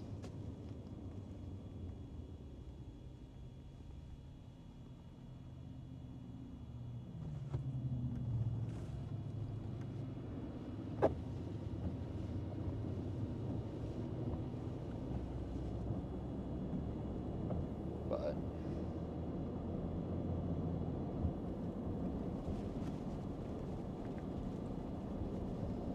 yeah, I'm looking forward to why is Google Maps is frozen? Of course it is.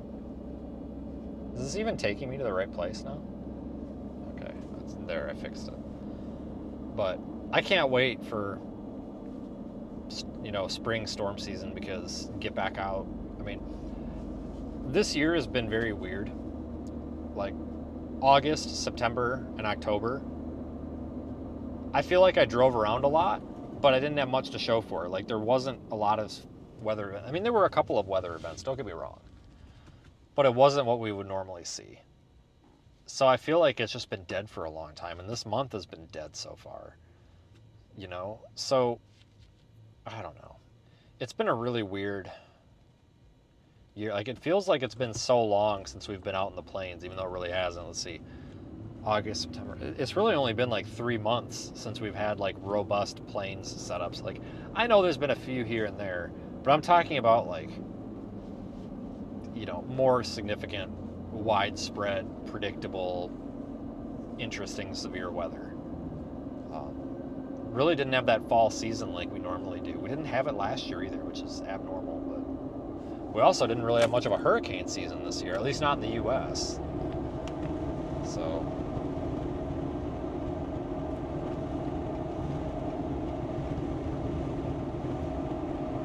but as much as I hate to admit it, if all I did was chase like in the Central Plains and the Southern Plains, probably would get bored with it, you know, just being in the same spot all the time. So it's probably good that we get the chance to go elsewhere. But I don't know, like, I was looking forward to tomorrow because I thought it was going to be a Gulf Coast thing. It really looked like it was going to be East Louisiana all the way through like Hattiesburg, Mississippi. And now it ain't looking like that. I mean, there's still a severe risk down there, but instability is not the main issue. But there's going to be some serious ascent rate. Like, we're going to have a lack of buoyancy, it looks like. So that's one of the best ways to just cancel a severe weather event down there is a lack of buoyancy. So, or a lack of lift, you know, warmer air in the mid levels makes it really tough for those updrafts to form into thunderstorms. But I was really looking forward to being down there, but now it looks like Nashville. It's like, God, I hope we don't have to. I really hope Nashville itself is not the target tomorrow, because I don't want to fight traffic all day. Hopefully it ends up being up there in like southern Kentucky or maybe farther west, like or northwest, even up there by like Clarksville. But I'm kind of looking at the snow, and I really hope that snow on Sunday evening, I really hope that actually becomes a thing, that possible lake effect there in like northern Indiana. I really hope that becomes a thing, because I would absolutely love to go play in the snow for a minute. It's not going to be anything crazy. You know, we're not going to have piles of snow on the road here, especially because I'm sure road temperatures are going to struggle to get below freezing, but it's just be kind of interesting to see the snow, because it's been months. Let's see, April, May, June, July, August. Yeah, it's been like 9 months since I've seen snow, so.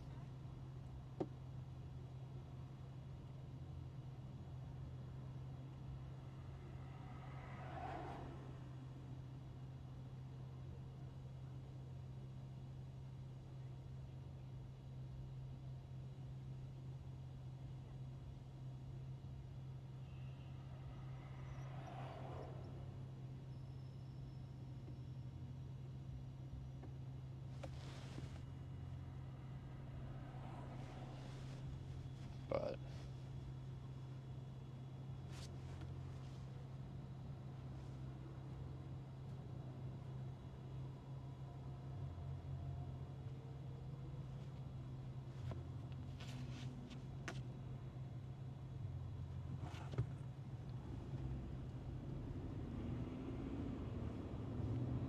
I don't know, guys.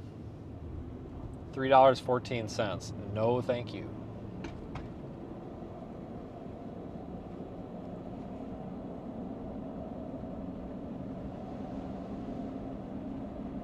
Yeah, we've been streaming the whole way here. What are we going, about an hour and a half now? It obviously didn't take as long as I thought, because the GPS originally had it being like 2 hours 10 minutes, and I don't think it's been that long.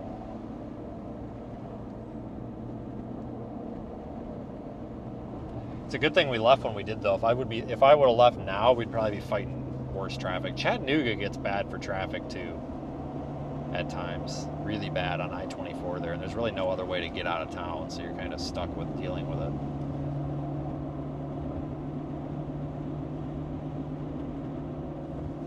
Yeah, it's out of focus. I'm almost done streaming. I'm not going to reach up there and adjust it. It'll come back into focus in a second. It's because the glass has got streaks all over it. But I'm probably going to fix to get out of here, guys. I guess I'm going to go get my office set up in the hotel and go from there. Hopefully tomorrow ends up being something of a little bit of interest. Otherwise, man, I'm really coming up dry on this.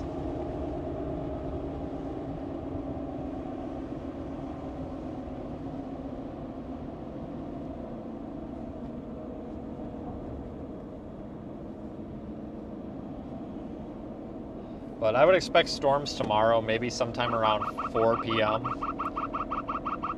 They might form as early as 2 or 3, but sometime around like 4 p.m. Oh shit, I'm back in Central Time now, aren't I? Oh, that's got me all screwed up. That's why it feels later than it is. I've been in Eastern Time since Sunday. I was gonna say, it seems like it should be later than this, but I went back an hour at some point. So, all right, guys, I'm gonna get out of here. I'm gonna post some updates on Facebook here in a little bit. I'm gonna get inside. If you guys are interested, I might do another Facebook only live stream tonight, like we did the other day, just for the hell of it. It's crazy though. We got 85,000, well 86,000 now people on Facebook. And if you do a live stream over there, you might get like 35 people watching. Like, people just don't do live stuff on Facebook, but sometimes it's kind of fun because you can pay attention to the chat because there's only like 20 or 30 people. So I might do that again. We'll take a look at some stuff. I might show you guys some of the concept here for the San builds. Yeah, maybe we could do that. That would be cool. Do some show and tell of like some of the equipment and everything. But take care, everybody. Thanks for riding along. Appreciate your super chats, channel memberships, GoFundMe contributions, PayPal. Make sure you subscribe. It helps out a lot. It's free. Just click the button. And I will see you guys tomorrow at some point. And no, by the way, that quote that guy was going to send me from Airgas, he never sent it. So I get to call him again and have to deal. Like, I'm just I wanted to give follow-up on that to prove that I'm not crazy. You guys heard him. He literally said, give me 5 minutes. It's been, what, 45? And I've yet to get it. So I'm so over this freaking company. Like, I'm just pissed. I'm saying this because, like, I'm kind of hoping maybe somebody that, like, works at Airgas will see this and be like, oh, let me step in. Like, if I have anybody here that works for Airgas, if you could email me, just using the thing on my website. I'm not trying to, like, solicit your help, but I'm begging somebody from Airgas to help me here. Like, I can't. Airgas won't take my money. Like, you guys witnessed it. I called them. It was really difficult to communicate with the gentleman, which is all right. Maybe he's just not good at communicating. I had a tough time communicating with him, and he told me 5 minutes, and I've called these people so many times now, and it's been like 45, and I haven't gotten the emails. So now I have to sit on freaking. If anybody here works for Airgas, for love of God, please, I'm begging you, just reach out to me. I'm not asking for special treatment. I'm not asking for a discount. I'm just asking for somebody, like, that can maybe point me to a department that will actually do their job. Like, I hate to be that way, but my God, like, guys, like, what am I doing wrong here? So if anybody works for Airgas and you could reach out to me and, like, maybe put me in contact with somebody that can do their job. Like, I hate to be rude like that, but I don't know how to say it. So that'd be great. Anyway, I'm out of here. Take care. I will be back tomorrow.